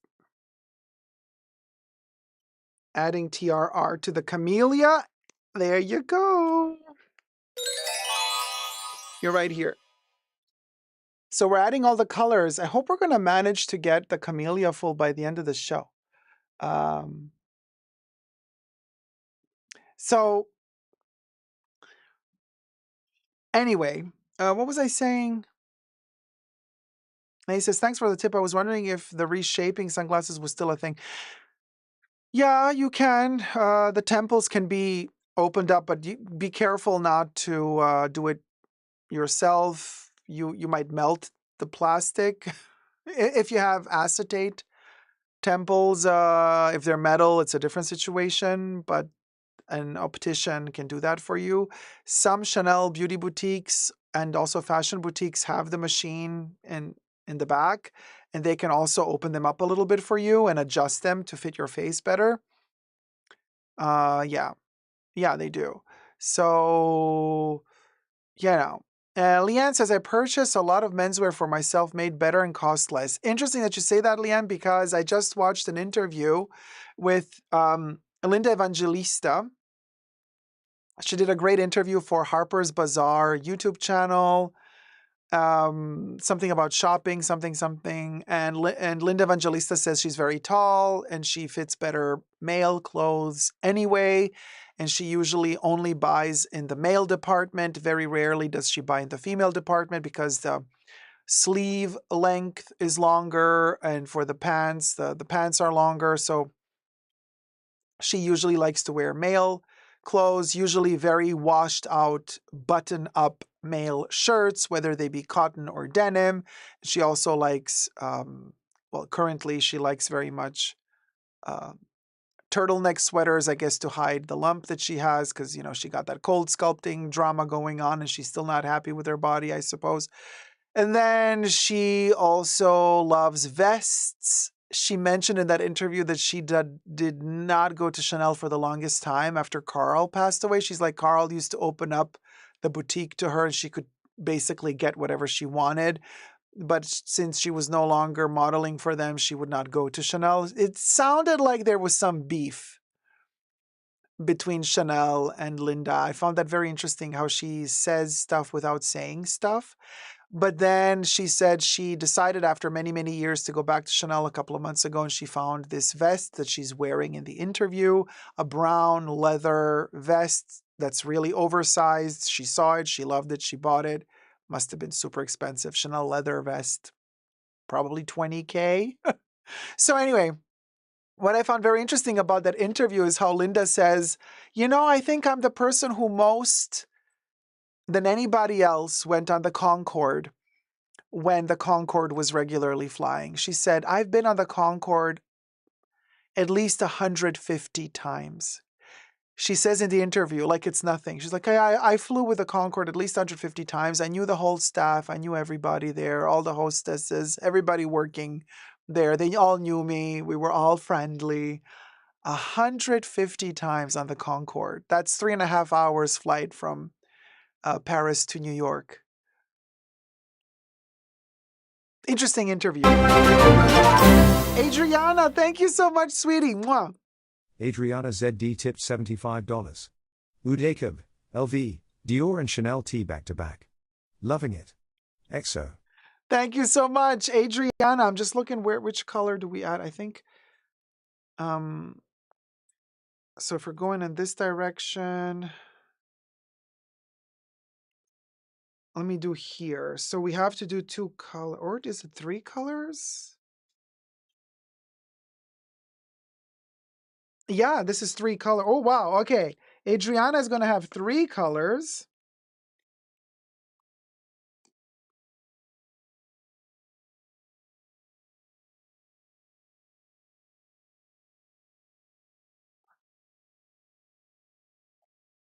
Believe it or not, I'm going to have to switch between 3 colors.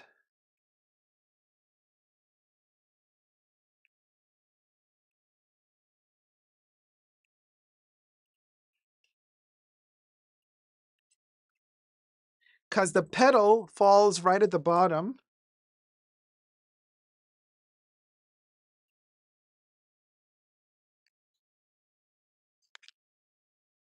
Oh, this is fabulous.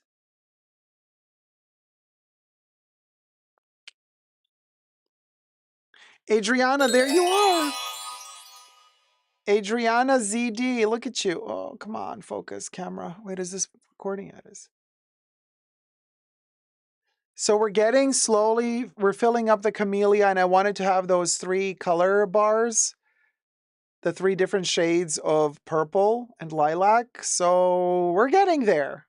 Couple of petals left. If you wish to join the Chanel camellia, I put a metal pin in the back. Isn't it gorgeous? And Adriana just got all 3 colors because she's in that stripe. She's in that zone between the 3 stripes, the dark purple, the purple, and the lilac. Or lavender, I want to say lavender. So anyway, yeah, so that's a situation. And what other topic I got for you? I have a topic.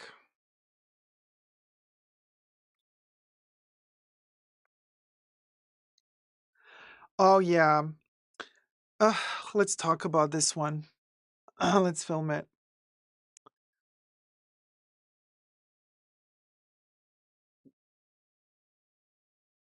And just like that, Balenciaga got a new artistic director.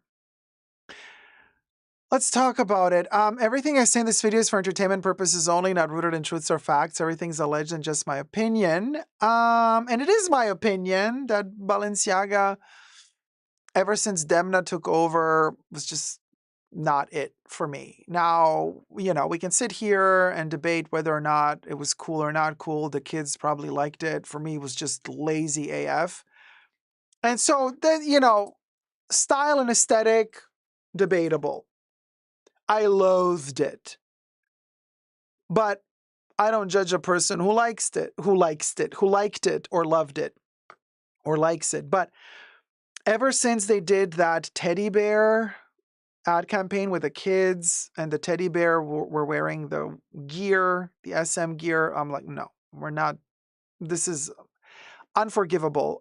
You gotta let go of Demna, and you gotta apologize. And like, Balenciaga needs a lot of fixing to do. And I said back then, the alternative that you have now is to fire Demna immediately, his entire team, and hire a female designer, like a woman art director. First of all, there are not enough women working as artistic directors anyway. It's kind of fashion. The fashion world is a male-dominated world, unfortunately. And I say unfortunately because my favorite designers have always been women.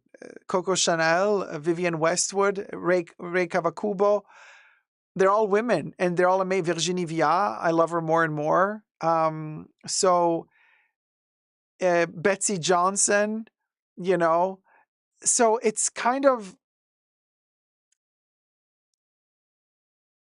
mother energy is what Balenciaga needs after the monstrosity that it was under Demna, in my opinion. And then that kid campaign with the SM teddy bears was just unforgivable. And instead, Demna issued some lame-ass apology and, in written form. And the Balenciaga team said, they're all going to go do courses on, I don't know, how to professionally do marketing and not harm anybody and blah, blah, blah. Corporate excuses to just get away with anything, basically. Now, everything I say in this video is for entertainment purposes only, not rooted in truths or facts. Everything's alleged and just my opinion. Now, Demna did not get fired. There was an outcry at the beginning of the scandal.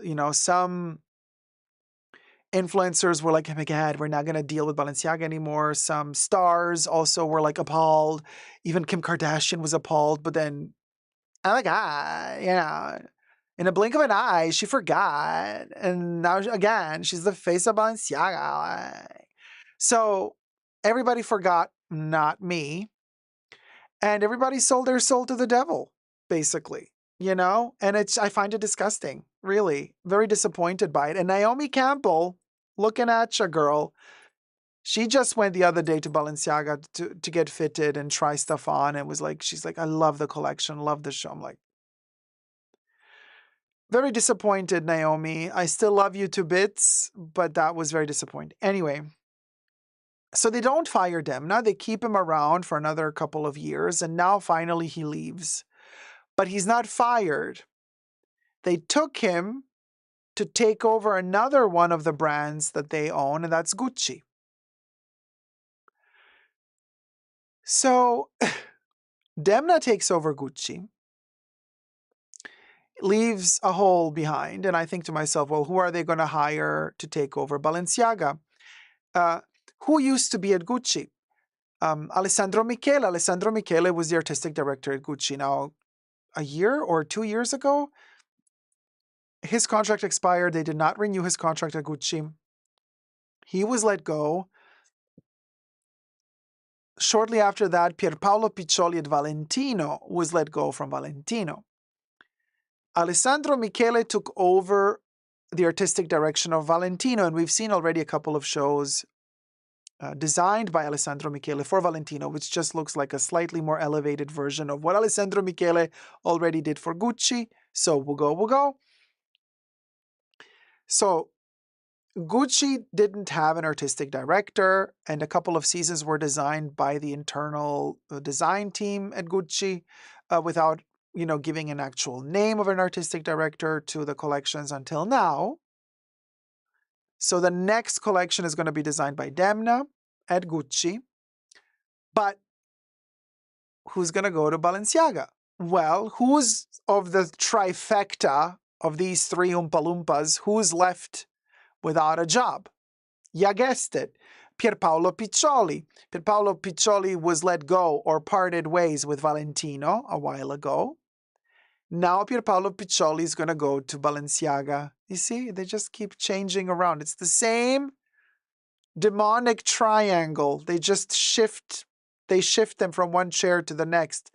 But it's all in the same triangle, baby. It's all in the same triangle. So we got Pierpaolo Piccioli moving from Valentino to Balenciaga, Demna moving from Balenciaga to Gucci, Alessandro Michele moving from Gucci to Valentino. The trifecta of Illuminati of the fashion world. Now,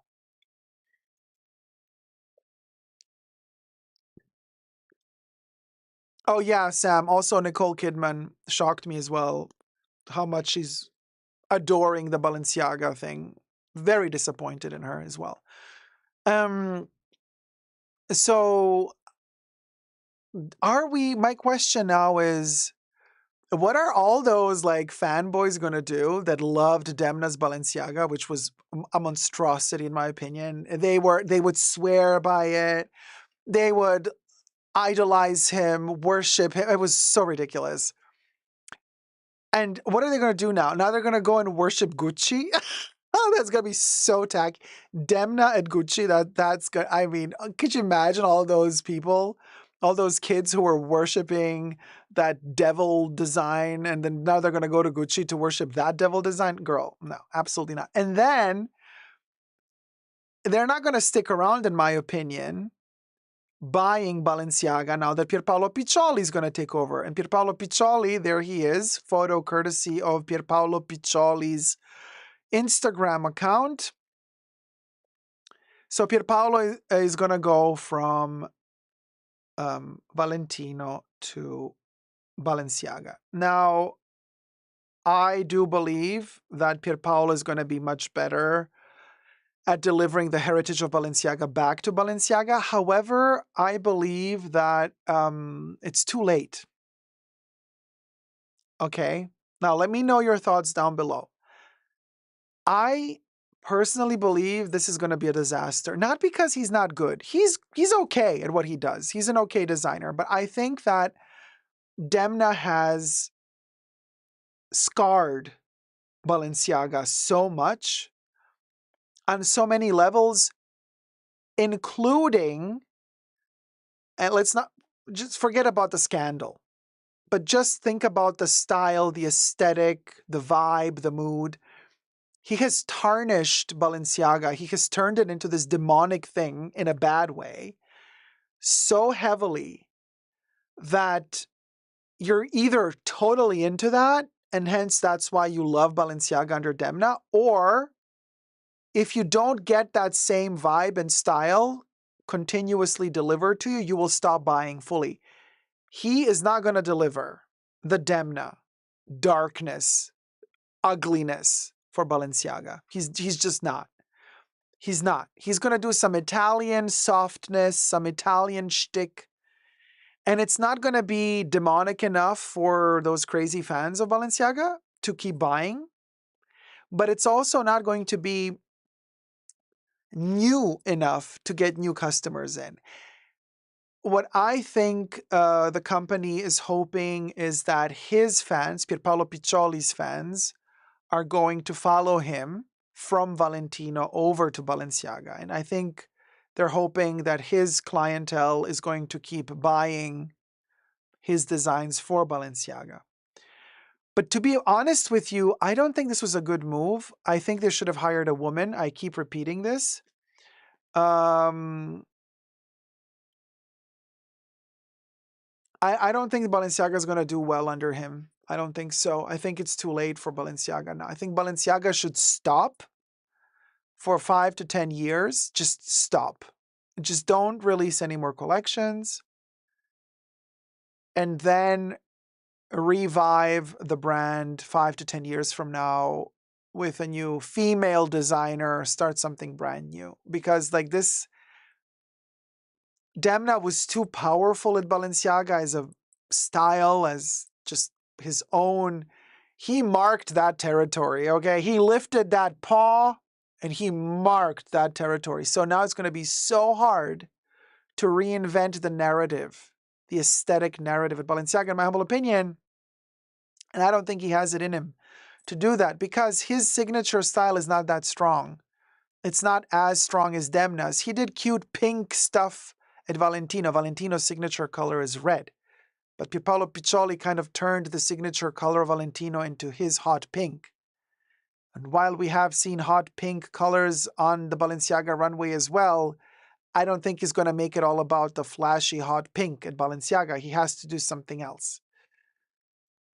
So I don't see that happening for them. I do think it's going to be interesting to see the transformation of Gucci under Demna into what it's going to turn into. Now, the moment that Demna was announced as artistic director at Gucci, I'm like, okay, well, Gucci, you just lost a customer. Not that I've been a big customer of Gucci anyway, but I'm like, no. Never going to buy you as long as he's designing for you. And also, never going to review a collection anymore from Gucci. So, the moment Demna starts designing for Gucci, this channel will stop reviewing Gucci collections, period. Demna has no place anywhere, in my opinion. So that's that. Because I don't give him a pass. You got to protect the kids. You don't do that. You do not do that. So there you go. I will no longer be reviewing them the minute he starts designing for them. As far as Alessandro Michele is concerned, yeah, I've been reviewing the Valentino shows so far. Some items have been really cute. Some items have been a little bit less cute. But I gotta say, the Gucci collections that were done after Alessandro Michele left, also after Sabato De Sarno. Was it De Sarno? Yeah, he was at Gucci, wasn't he? And then he left as well because he wasn't working very well. So these like two or three collections that Gucci did without an artistic director, they were good, in my opinion. You know, I think the internal design team did well, and they should have just kept the internal design team, honestly. Because, yeah, Demna at Gucci, not going to happen, not for me. But Alessandro Michele at Valentino is okay. Just nothing that I want to buy, really. So what are your thoughts? Is Pierpaolo going to be like a huge success at Balenciaga? Are we all expecting the dawn of a new era at Balenciaga, or is this going to be just like a little bit bland, a little bit boring, a little bit forgettable? Let me know down below. Love you loads. Subscribe. Let's get to 100K. Never give up on love. Bye.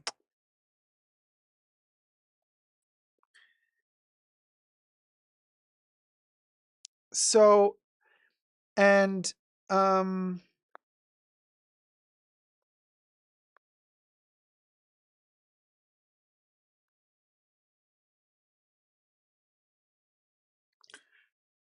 and speaking of, will we ever see an era of design teams being the norm? Any brand that would do better without CDs? I mean, Sam, I think Gucci did great without uh without an artistic director, but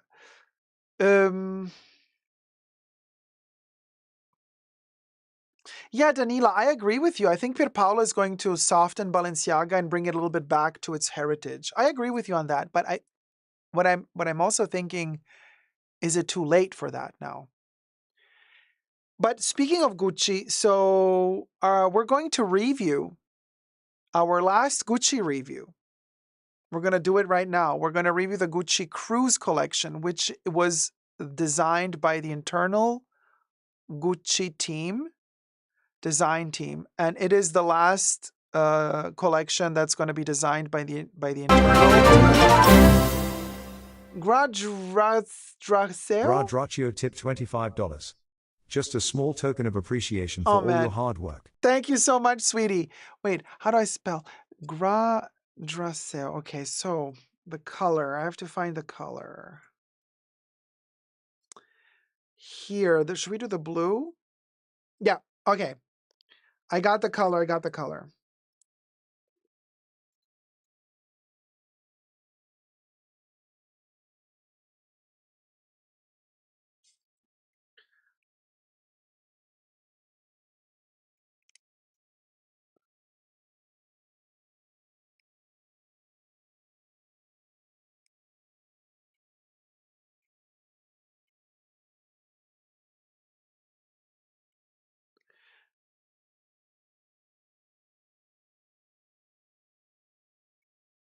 I made a little word game, spelling your name.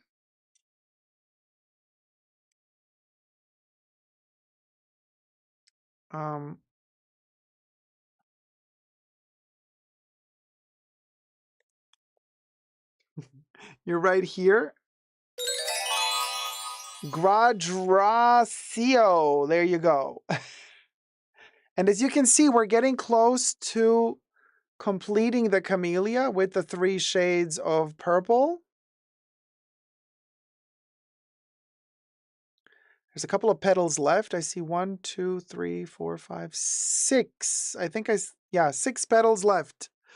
Let's get the camellia done today and before the show ends. So, like I said, we're going to be reviewing the Cruise collection by Gucci, which was just released a couple of days ago. So it's the upcoming Cruise collection, and it is the last designed by the internal team before Demna takes over. Interesting to note how they are already thinking about Demna.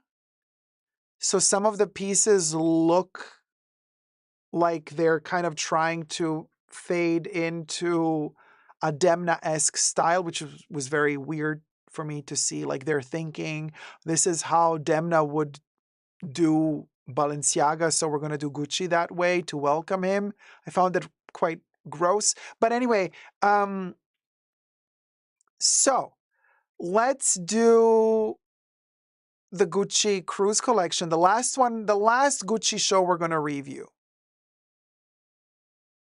Because after this show, Demna is taking over Gucci and we're no longer reviewing Gucci. Just like I said, we're not going to be reviewing Balenciaga ever since the teddy bear scandal, and we didn't.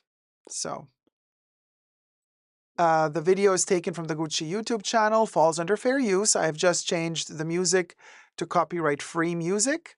So the music is not the original music from their show.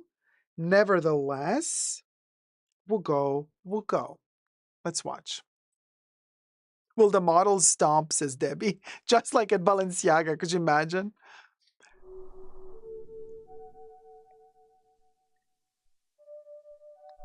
Okay, you guys. So, they are kind of stomping a little bit, aren't they? Okay, so this is the cruise show. I think they only work with faux fur. But I'm not so sure if Gucci does real fur still. They used to, but I think they stopped. I think Gucci stopped doing real fur.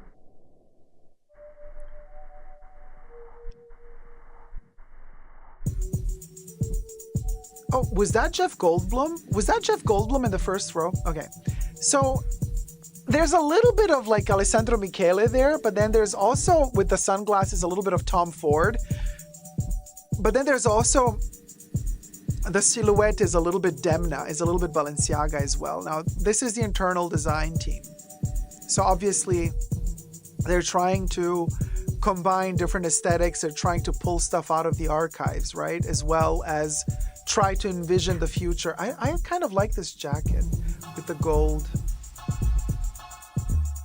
This jacket here is not that bad.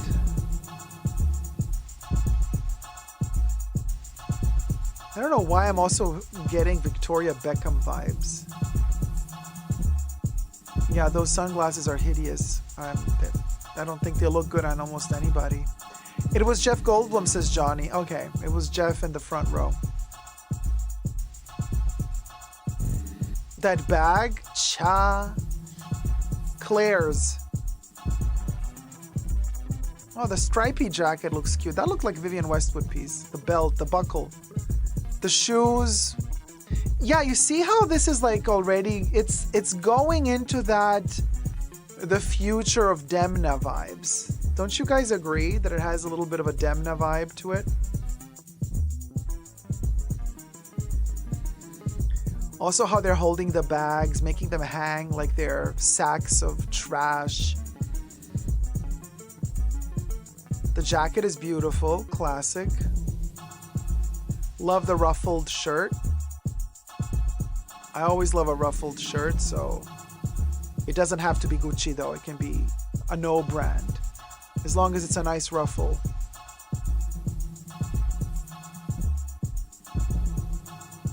Oh, the pink. Yeah, there you go. The pink mules with a faux fur coat. That was a nice combo. Very Carrie Bradshaw. And then I think the pants are velvet. Looked like something flocked or velvety. Not bad. I like the the shoulder pads, maybe not, but the shirt with the big puffy sleeves. Look, I'm always available for a puffy sleeve, you know. I'm not one to shy away from a puffy sleeve, okay? Love this jacket. The color maybe less so. It wouldn't work well with my pale complexion. There's that. This does not look like a faux fur. Is it though? Cookie Monster and Big Bird have a child, and this is that Muppet. Yeah, I mean, it's editorial, but we've seen it a gazillion times before. It does look like they went into the archives closet and just took out whatever they could find. It doesn't seem like there's any innovation. 70s, 80s vibes. It's still giving me more Michele than it is Demna, though. You know, I think the team is still much more influenced by Michele than it is by Demna. And there's no Sabato De Sarno whatsoever influence, so sad. I wonder what he's going to do next. Wait, they did announce where he's going to design next, right? Just forgot where. I kind of like the bag with a bamboo handle, classic Gucci. This bag, not gonna lie, this one. I would wear that bag. I like it. I even like the logo. Go figure. I do like that bag. I know, it's tacky, but I like it. I like the browns. I like the 70s vibes about it. I like that bag. glasses are preposterous. In my opinion only, of course. Trench coat, always nice, but it's not necessarily a staple of a Gucci wardrobe, so it doesn't have to be from Gucci. The oversized lapels and on the jackets and that kind of faux fur cover is interesting, reminiscent of the 60s and 50s, Dolce Vita a little bit. So they're all stepping outside of the building to walk in front of the commoners. The commoners. Yeah, not a fan of those classic Gucci baglets. Like this stuff. I know it's popular, but I prefer the monogram by Louis. If it's anything Speedy-esque. Gucci for me is more about the bamboo handles, right? And it's a different type of aesthetic. But yeah, that's the only bag I saw that I liked. The one with the bamboo handle and the stripes and the little kind of baggy look. Satchel.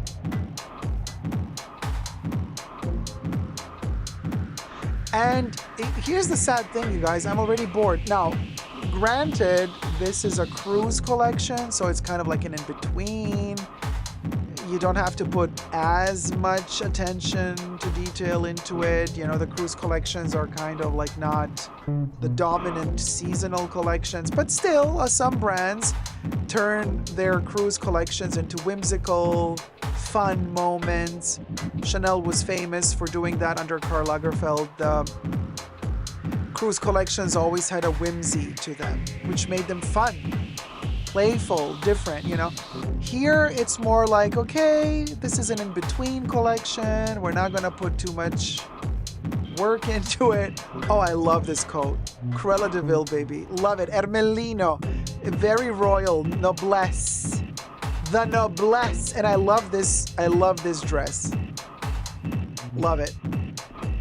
I want to see Madonna wear that dress in a remake of Deeper and Deeper. IYK. YK. And then they gotta ruin it with the other one. The Tubino, not feeling it. Not feeling it. Not feeling this one, no. Oh, this is kind of cutesy. Little 80s Barbie and somebody kind of cut her hair all wrong. This could have been Jeremy Scott for Gucci. The polka dot. Jeremy Scott. This textile. This is Demna. Look at that. That's giving me total Demna vibes. This one too.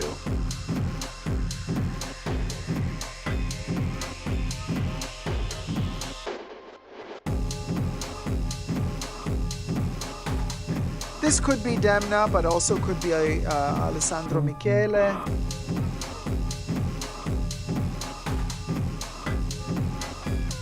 Could be both. It's dark enough. You know, it could be both designers. Oh, that's the final look? Is this the final look? I don't know. The camera is following this person way too long. It seems like this is like their main. There's the fast walking that Debbie was talking about.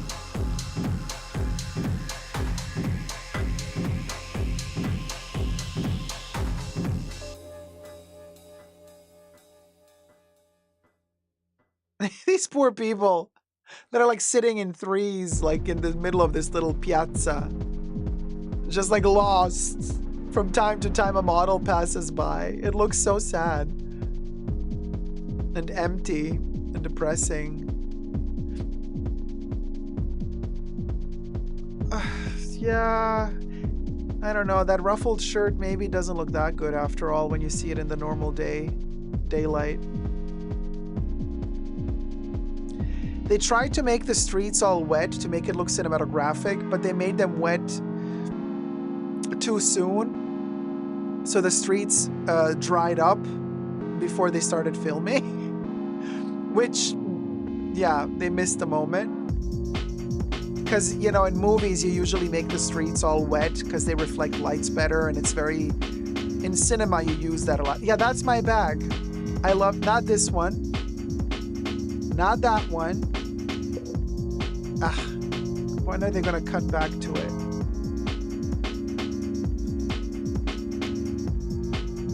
Oh, this is a nice red tone. There's my bag. That's my bag. Show the bag. Oh, come on. Nothing. Nothing. They don't want to show the bag. Yeah, the cobblestones and heels, they're not friends. I agree. The cobblestones are not that bad. I mean, they're not little teeny tiny ones. They're big enough to be able to find your way through, stepping on them without getting the heel stuck into the crevice.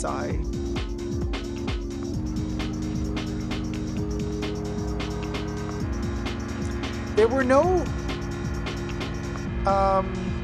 models that had a healthier looking body shape. Everybody's super skinny. We're back to Ozempic realness, right? No, I didn't see one single model that looked a little bit fuller, healthier, rounder. I mean, they're all like this. That's a shame. That's a missed opportunity.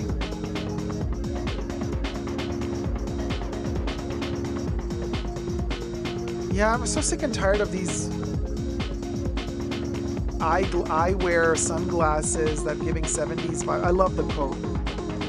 This coat is fine, mighty fine. Looks like the walk of shame, says Gloria. Yeah, a little bit. But I'm tired of those like clever sunglasses from the 70s. Like, can we move on from them? They're really annoying, and they usually don't look good on anybody. It's very, very rare that they look good on someone. They always look embarrassing. Usually when you wear them, you look like a fashion victim. They wear you, you don't wear them. And when these sunglasses already look too complicated on the model, you know they're gonna look even worse on a regular person.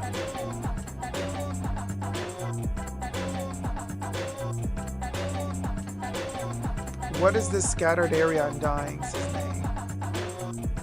It's a piazza in Italy somewhere. This coat is nice. Samantha Jones would look so awesome in that coat. If only she would return to And Just Like That.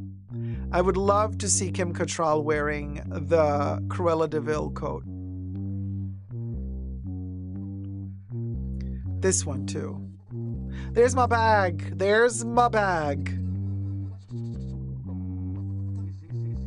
Yeah, it's so typical for Italy, these hairdos. Like late 70s, punky, punk rock, glam punk rock, early 80s. It's so overdone. It looks so dated by now, you know? It was outdated already when they started doing it a couple of years ago, but at least it was like a reinvention of something that used to be fresh back in the 70s. But now it just looks really heavy. It's like, ugh. It's not edgy, it's not cute.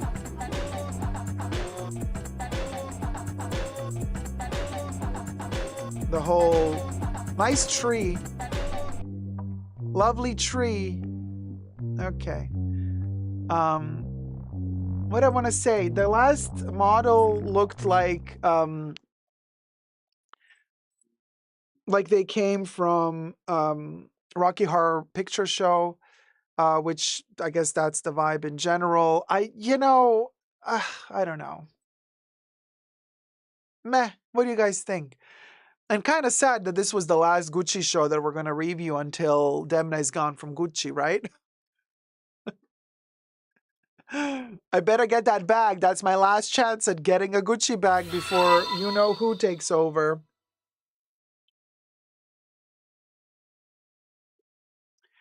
Johnny says it was just okay for me. Gloria says it was meh. Shop Queen says the model looks stoned. Jessie J says, I want all the fur. Do you guys think this was faux fur or real fur? Because we had this conversation last time, but I forgot. Did they say that Gucci stopped doing real fur altogether? Faux fur, Debbie? I forgot. I forgot. Was it Valentino who said they stopped doing real fur, or was it Gucci who said they stopped doing real fur? Ah, okay. Debbie says Gucci stopped doing real fur since 2018. Okay. Hi, Josiah. How's it going? Speaking of fake or real fur, here's another little tidbit for you. J.Lo. Uh, what a segue. What a segue. J.Lo is being sued because she was on a red carpet somewhere for some movie premiere or some festival or some award ceremony. Who knows? And the paparazzi that photographed her on the red carpet are suing her because she used their photos for her social media. Now, I get it. Somebody takes a photo of you. Technically, it's their copyright. But they took a photo of you, of your likeness. And it's not like she was selling a product with that photo. She was sharing that photo to her social media. They're suing her. Apparently, they did a cease and desist and they agreed upon some money. And apparently, she didn't pay them that money.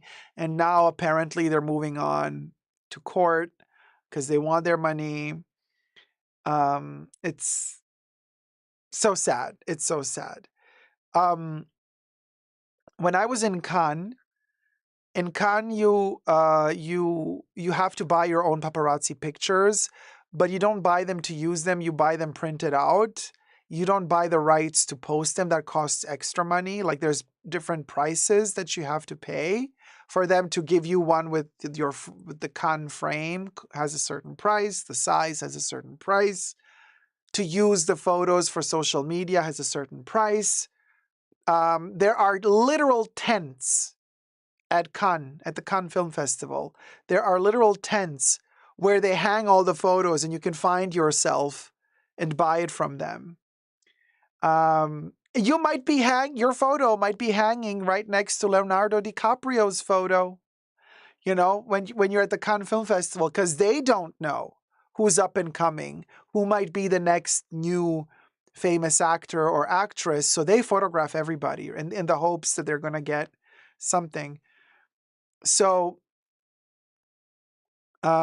Sam, because Cannes is a theme park or a cruise. I mean, I've been to Cannes in 2018 when I was shopping my a movie with Patrick J. Thomas and Vivienne Westwood, Art Lovers Unite. So we went to Cannes to shop the movie, and we were at the film market, which is underneath the big cinema, and it is a theme park. It's it's a circus, but it's a lot of fun. It's a lot of fun if you don't take it too seriously. Yeah,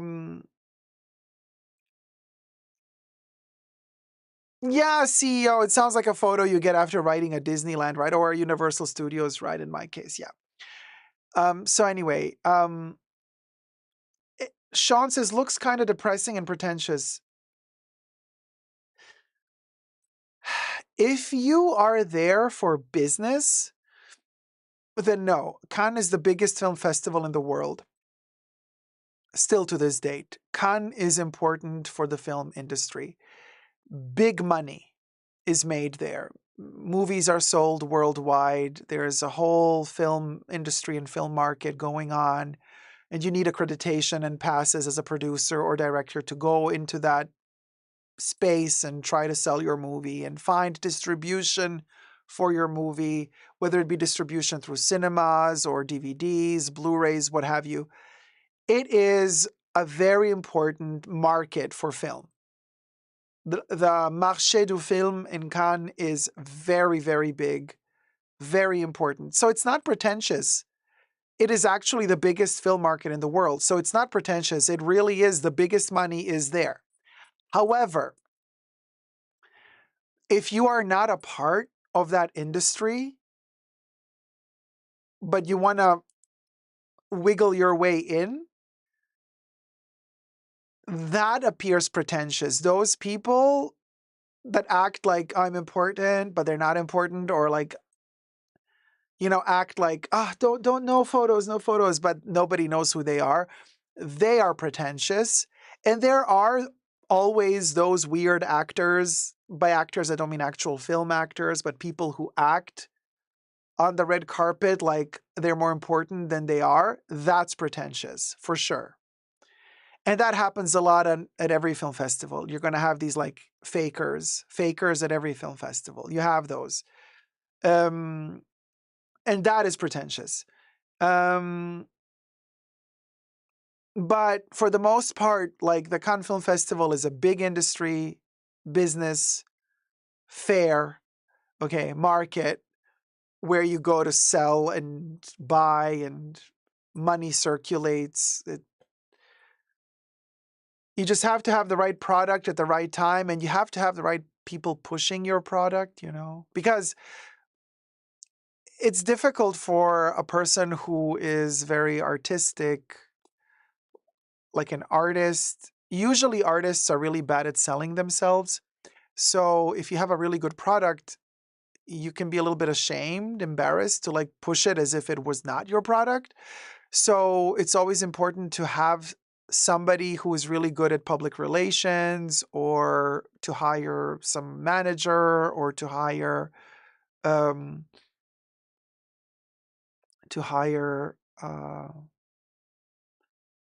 publicist, and then they can kind of push your product, because it's difficult. An artist invests all their time creating something artistic, but that's what their strength is. Their strength is usually not to sell the product, right?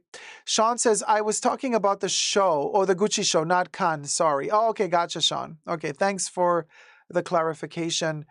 Sam says, sounds like we should really be thinking of it as an expo like you'd find in Las Vegas or something. Yeah, it's like an expo, except not everybody gets access to the film market. Like you need an accreditation for it. It's only for business professionals. It's like when you buy and sell films or TV shows, you go to the film market, you have to get an accreditation, you have to pay for the accreditation, and then you get access to the film market, and that's where you do business. It is a very, very, very straightforward business platform. Not bougie at all.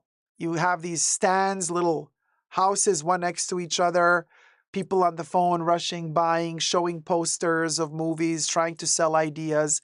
It's very much like the stock market of film. Johnny says, how was your experience, Dacob? My experience was quite frustrating because I am an artist. So also Patrick is an artist. I mean, he's also a producer and a director, but he's also not a sales pitcher. So,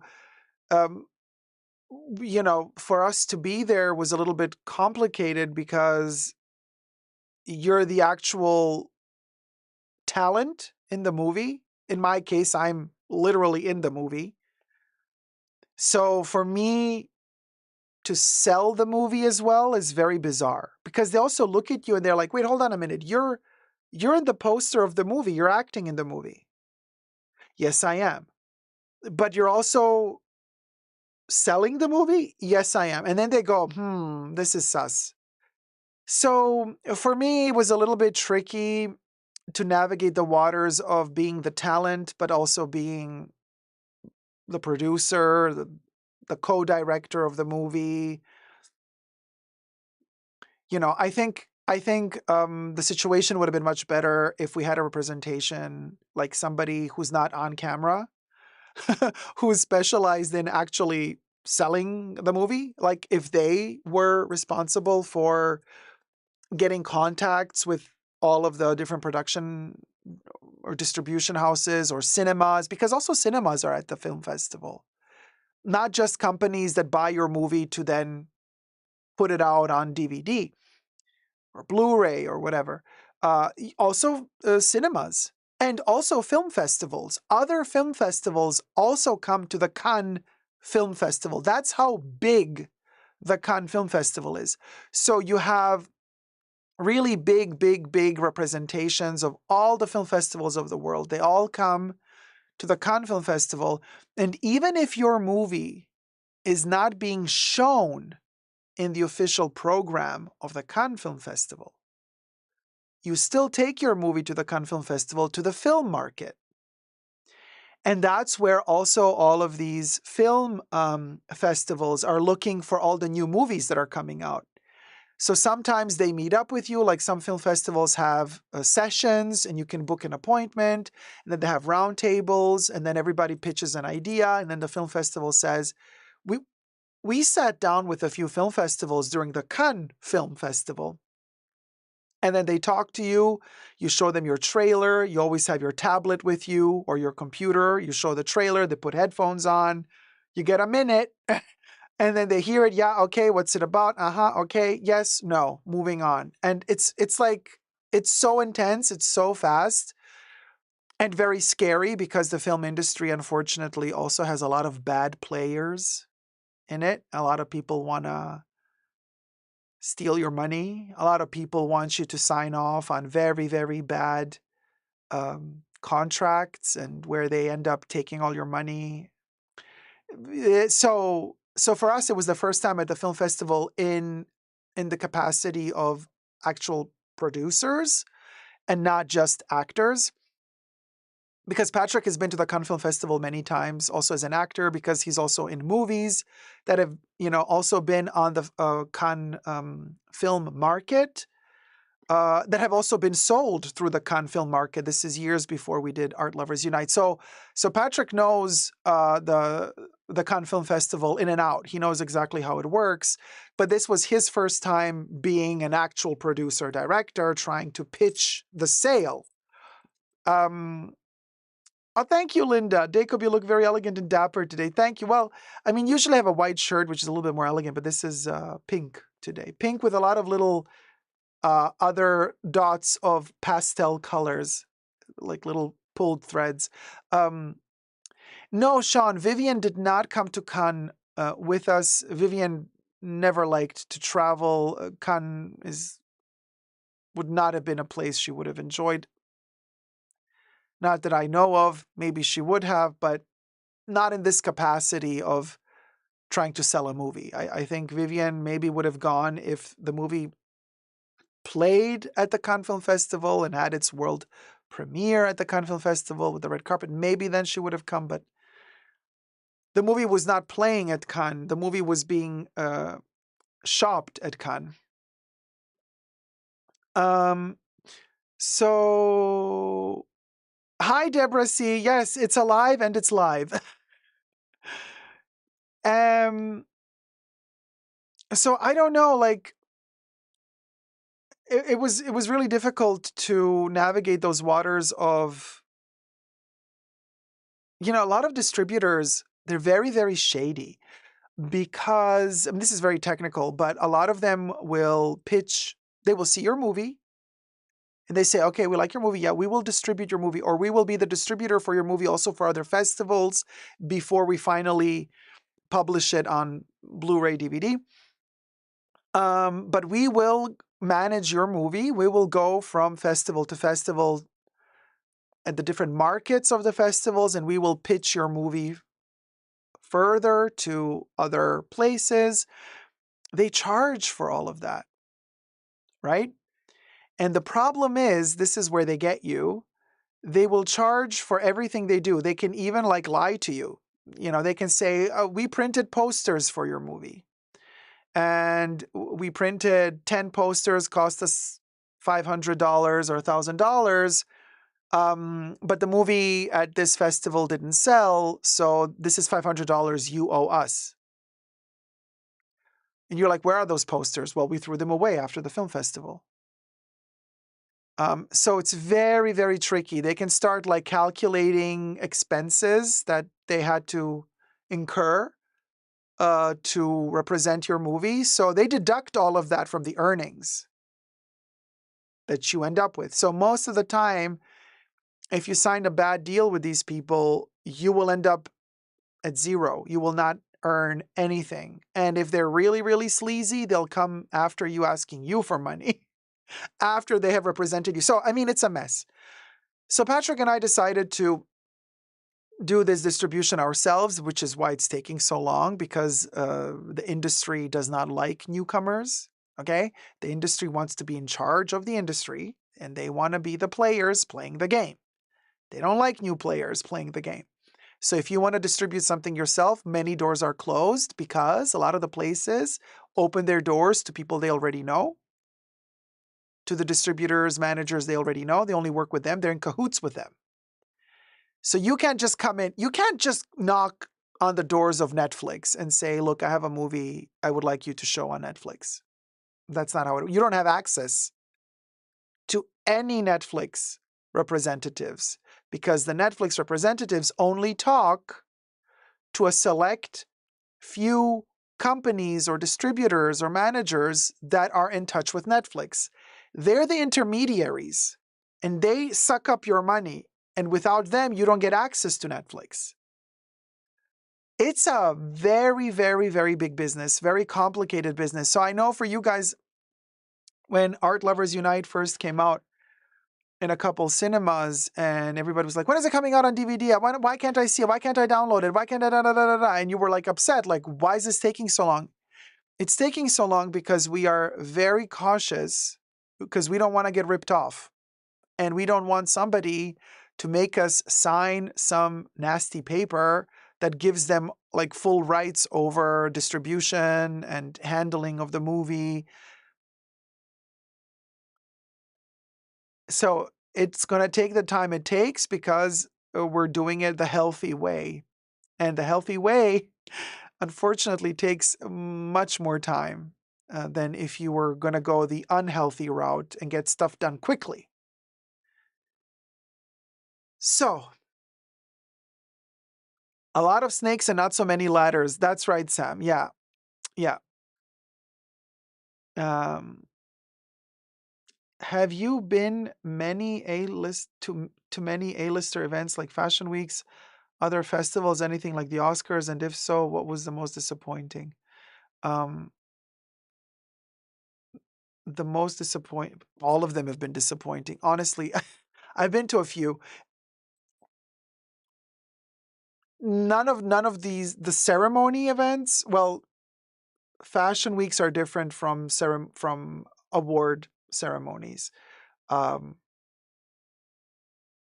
so fashion week, fashion shows are different to film festivals. Film festivals are different to award ceremonies. Um,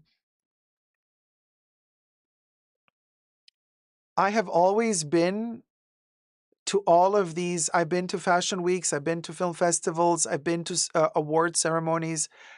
I've always been to all of these places in the capacity of an industry insider. So I've never been to any of these events as an outsider that's just like public, like audience, just invited to be in the audience. So I've never been inside of any of this as a just audience. I've always been there as a business insider who works in the industry. So for me, these are very technical things. These events are not fun. They're not there for pleasure. They're there for business. So the fashion weeks that I've been to many, both in Milan and in Paris. They are exhausting. Exhausting. I mean, because you work. You're a business insider, so you work. You work your butt off. Okay, you work 14 hours a day.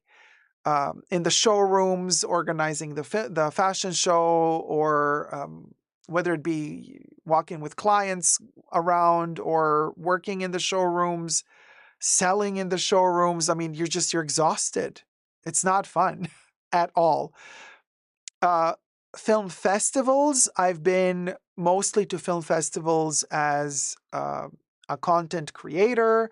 So either I am the director of the movie, usually short film festivals I've been to quite a few in my day, with my movies being presented there, short film movies.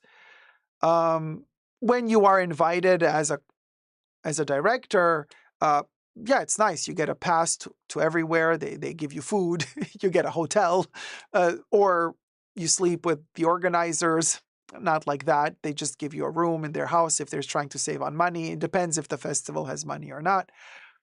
So I've been to all sorts of film festivals like that where if you are invited with your movie, whether it be a short film or long format, usually the organizers are nice. They give you vouchers for a restaurant or something. Although in Australia, we got nothing. In Australia, the Australian Documentary Film Festival invited us, took our movie, did not pay our flights, did not pay our stay. We had to pay our own flights. We had to pay our own Airbnb. We had to pay our own food. Yeah. So, but when the Barcelona Film Festival invited us for the European premiere of the movie, they paid for everything. They paid for the flights, they paid for a hotel. So that was nice. They were really cool. Barcelona was nice. Yeah, Barcelona Film Festival was nice. So, yeah, there's that. What can I tell you? Life is full of business ups and downs. Hi, Thomas. So everyone is hustling something. I consider some of them, sorry to say, rat Fs, but all the riches on display are instructive and amusing when not overwhelming. Honestly, Thomas, like when you're working in the industry like I am, you don't notice any of that. You really don't. I remember in one instance, in one of the showrooms I was working in, uh, I'm sitting with a client and we're kind of working on their order and trying to figure out if their budgets fit. And also, I'm doing my best trying to make a nice selection for their boutique because even if they have a limited budget, I still want them to have nice things that are going to look good together. So we're sitting there talking, you know, brainstorming, and beside us, David Beckham passes by with his whole entourage. And some of the clients, go like, oh, and they want to come close to him and take photos. And I'm just like, and all I thought in that moment was like, oh God, now my meeting is going to take half an hour longer because the Oompa Loompa passed by who's going to take up too much time. So when you're like in full blown work mode, you really, the riches, the fame, it annoys you because it takes up time. So I was just like, oh God. Just like let him pass by, let him do his shtick and just get rid of him as soon as possible. Like I can't. And then Pharrell passes by. And that was on another day. And I'm like, and I was like, God. I was like, this can't be. Why? Why? Oh my God, Holly Grace, your birthday was last week? Wait, did we celebrate? We didn't say happy birthday.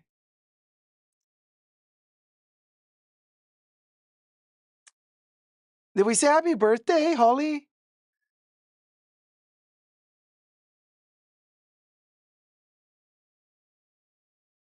Is Holly still there? Anya says, why don't my notifications work? I don't know. Happy belated birthday, Holly. Is Holly there? No, I think she left.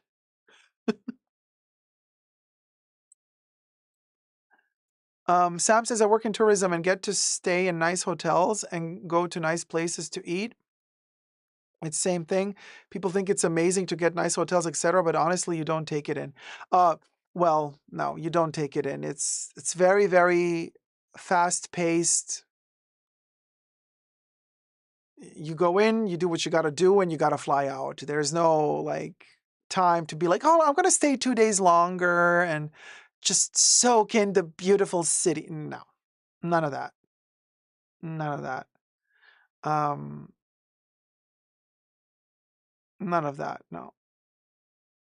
Oh, you're welcome, Johnny. Thanks for the insight, Dacob. You're very welcome. Well, happy belated birthday, Holly. You're not in the chats anymore, but if I see you in the after show, we can sing you happy birthday in the after show when you're actually present, without singing it to you when you're not present. No, thank you, Zibidi. ZBD tip $25. I hope your movie is launched successfully in the US. Oh my gosh. I would love to attend the premiere. Oh, it would be awesome. I hope so too. But you never know. You know. Wait, Zibidi. ZBD, where do we, I think we should do it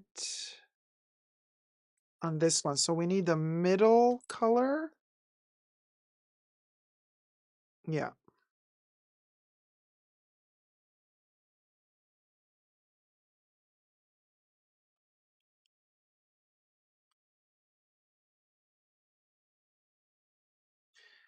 And then I got to switch to the other color.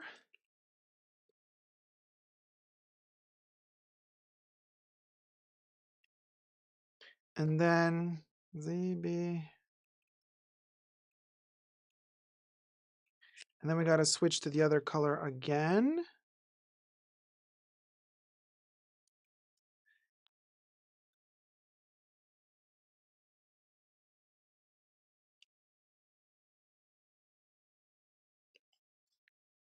Okay. And Zibidi, we got you right here. As we are trying to compile this camellia in the 3 shades of purple lavender. So we do have 1, 2, 3, 4, 5 petals left to complete this colorway.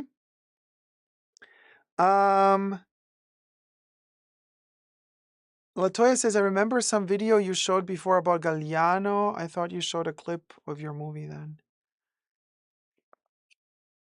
With John Galliano? No, I don't think so. Hi, Missing. Same thing with pharma research. Oh, I mean, if you're traveling for your job as well, yeah, it's probably like super exhausting.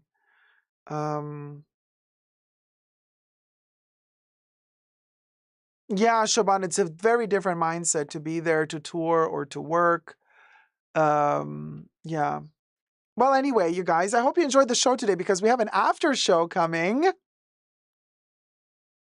Avot Productions is the channel. That's correct, Debbie. We have an after show for Tier 2 members and Tier 2 patrons. So we're going to sing the little songs. But as we do, there's 5 more left, 5 petals left to complete the camellia. Today we have an after show for Tier 2 members and Tier 2 patrons. Thank you, mods, for keeping us safe. Hit it, Bubbles. A special thanks to the mods in the fashion bunker. That's Mahora, 3H, Gloria, Kev, Nicole, and Terry. Bubbles loves you. And then, we got a new tip. Who just tipped? I have to scroll. Timmy Park, thank you. Mwah. Timmy Park tipped $25. Loving the show, Dacob. Also, it was my B-day last weekend too, he. Oh, happy belated birthday. So wait, Timmy Park. So I'm thinking,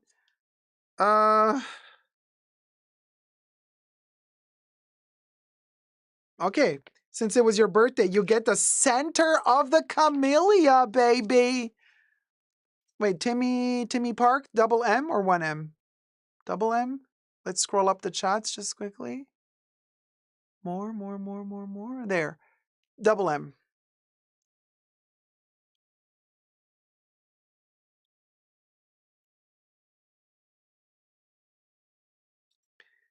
Oh, man. Happy belated birthday.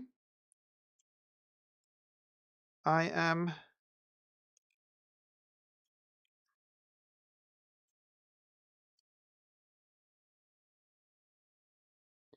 But also, you guys, like when I'm in like work mode at, whether it be for Fashion Week or at a film festival, I become a machine, you know, a workhorse. And I just don't stop until the job is done. And so very disciplined. And because my colleagues, they're like, oh, let's go, let's go to dinner. Let's party after work. And I'm like, no, I'm going to go to the hotel room to sleep because I got to wake up at 7 a.m. the next day again.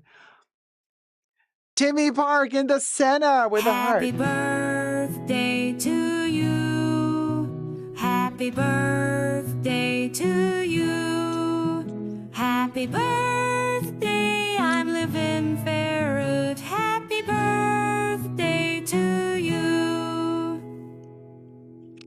There you go. We'll go. And then somebody else, Shop Queen, I think, sent also. Oh, Missing just became a tier 2 member. Thank you for becoming a tier 2 member, Missing. Shop Queen. I love you too. Thank you. Shop Queen tipped $50. Love you loads. I think we got to do Shop Queen.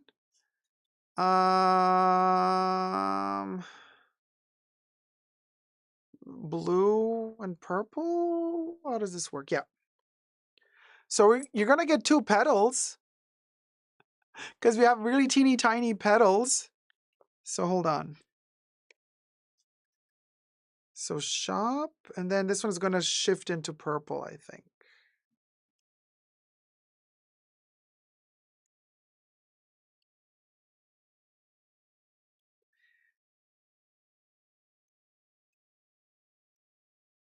And then, wait, so this one. Yeah, and then we need the purple.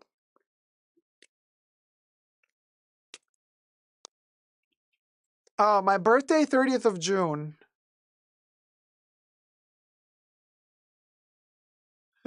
You knew I was a Cancer?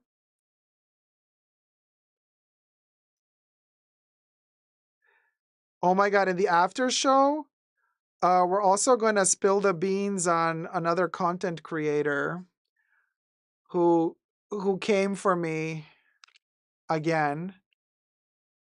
So that's going to be juicy.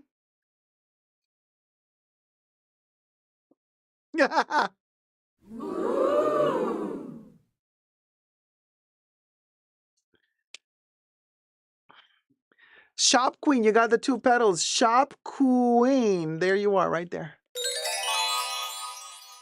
Shop Queen. Oh my gosh. Oh, Ira Mackenzie.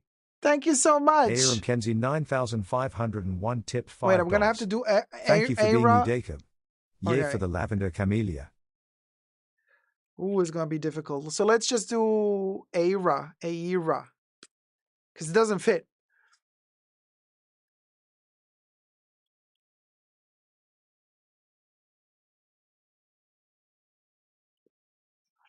And then Y, I, R, A.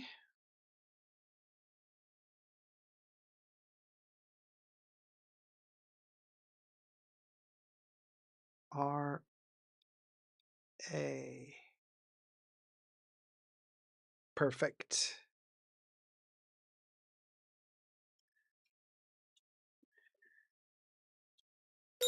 Ira, there you are, right there. Oh, Virginie. Oh, thank you. Virginie tipped $20. A small contribution because I am unemployed. Oh no, Virginie's unemployed. Oh mon Dieu. All right, let's put Virginie on our employment camellia. This is going to be an interesting one because this one.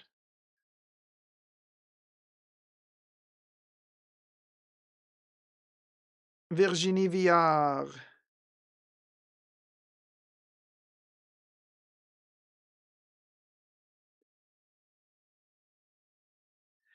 And you know, Virginie, you already got another camellia right?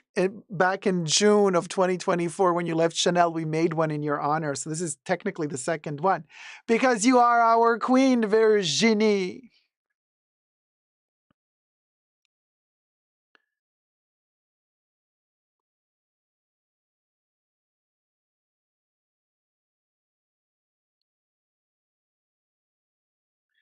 And then Virgie. Hold on, we need to change the color.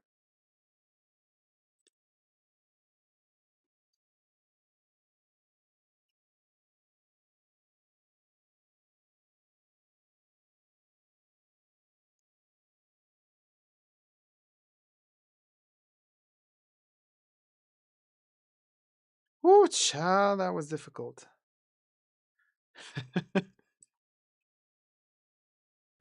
We did it though.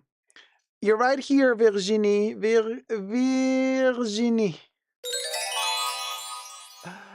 And that completes the camellia. Can you believe? Look at that. We got the 3 shades.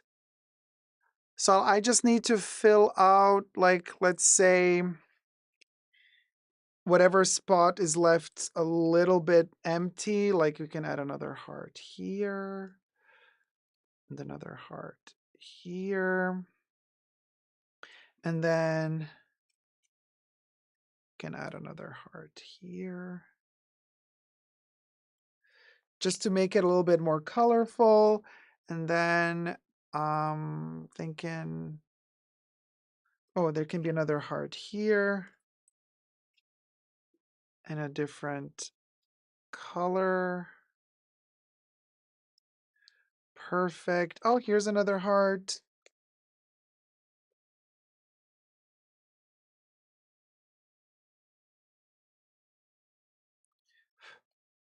And then another one right there. And then another heart here. I'm just filling whatever, feels a little bit like bare on the camellia. There you go. No, I'm still feeling the V. This area here. Hold on, guys. This section, which is really difficult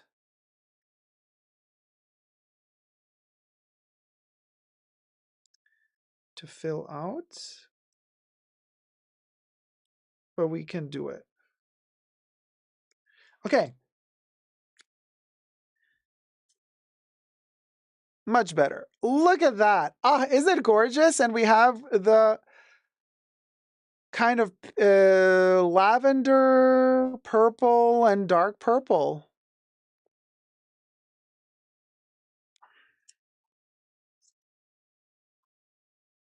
I'll put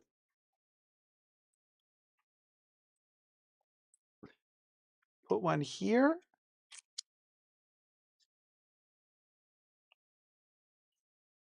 There you go. And then from last week, we have the colorful one. And put it here. So next live stream, we're going to do the third camellia. And then we're going to have it. Oh, aren't they pretty together? This is so nice. So the third one, I'm still thinking about what the third one is going to be. Like what sort of texture we're going to give it. Which sort of color. Nice, right? This is really, really nice. I love that this one has all the colors and this one is focused on these 3 stripes. And then I'm thinking about how to do the third camellia, which is then going to be here. And we have the Fashion Bunker, all of the supporters of the Fashion Bunker on the Chanel camellias. Aren't they adorable? These are, by the way, repurposed. So these are Chanel camellias that come on Chanel shopping bags. So when you buy something from Chanel and then they stick a camellia on it, it has like a sticker on it. They put this on the gift box wrapping, or they also put it on a shopping bag. And then I take them off and I put the metal pin behind them and then you can repurpose them. And since they're paper, like really thick cardboard, they're a lot of fun to do DIY stuff with them. Paint them, lacquer them, write stuff on them with markers, pens, I even colored one with nail polish. Really nice. It just takes a long time because like you need to do one petal, let it dry, then the next petal, let it dry. And you got to be careful because some petals go on top of other petals. So you have to bend it delicately so that the top petal doesn't scratch into the nail polish of the petal that you just painted. So you have to do it very slowly. It takes like about a week to do a full painted nail polish camellia. So anyway, I digress. Thank you guys so much. Oh wait, no, we'll go next. Hit it, Bubbles. Would go, would go, would go, would go, would go. Would go, would go, would go, would go, would go. Would go, would go, would go, would go, would go, would go. Would go, would go, would go, would go, would go, would go, would go, would go. No, it's a paper camellia, Shop Queen. Chanel puts paper camellias on their bags, not not ceramic ones. Ceramic ones, they do have ceramic ones that come in a box, so you can put perfume on them, but this is a paper one from the shopping bags and from their gift wrappings. And yes, Latoya, I did do a camellia with Chanel nail polish. I did Rouge Noir, classic Chanel color. And that camellia, I did wear it a couple of times on my channel as well, and I have it in my archives. It is really, really cool. Also because Chanel nail polish, I've noticed, unlike other nail polishes, yes, it chips really easy on the nails, but that's because I've realized as I was testing it on paper, on the camellias, it hardens like real enamel. Unlike other nail polishes I've used that stay more flexible with time, the Chanel one turns into this gorgeous lacquered enamel. But if you bend it, it will crack. It's not elastic, and that's why it chips. But it's really beautiful to lacquer stuff with it because it has that lacquer quality to it. Living Ferret next. I'm living ferret, living ferret, living ferret, living. Where's the living ferret? Living ferret, living ferret. I have here one of the Labubu's version 3 unboxed sitting next to me, but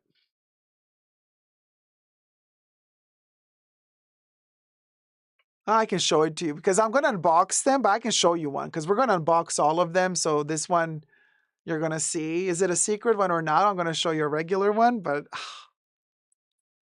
Dying Ferret. Dying ferret, dying ferret, dying ferret, dying ferret, dying ferret. Isn't it adorable? Focus. It has no neck. We'll go. So anyway, then we'll go next. Best. Yeah. I am obsessed. I am obsessed. I am obsessed. Oh. Very best. And in the after show for the Tier 2 members and Tier 2 patrons, we're just going to talk about all of this Magic Castle Dacob experience for my birthday. And it was not my birthday. But anyway, we're going to talk about it in the after show when we say, listen, Linda. Listen, Linda. Listen, Linda. Listen, Linda. Okay, Linda, go watch the new Jurassic Park movie. Well, it's coming out in July, but. And Baby Yoda. Baby Yoda, baby Yoda. Cha, you are as transparent as ever. Ciao, ciao, ciao, ciao. Ciao, ciao, ciao, ciao. Ciao, ciao, ciao, ciao. Also, I want to say when it comes to these Labubus again. Shannon, thank you so much for the Labubs. I am so in love with them. Look, this one is like that. It's like Uncle Fester. I love it. All right, you guys. As Wendy Williams would say, oh no. Oh, no. Wait, where did it fall? I lost the pin. Oh no. I have no clue where it fell. Okay. As Wendy Williams would say, grab a snack and come on back to the after show, where we get to talk more about the tragedies of life, but in the best coffee and tea sippy type of way possible. May the gossip begin. See you in the after show, guys. Love you loads. Never give up on love. Thumb up the video. Bye. Mwah.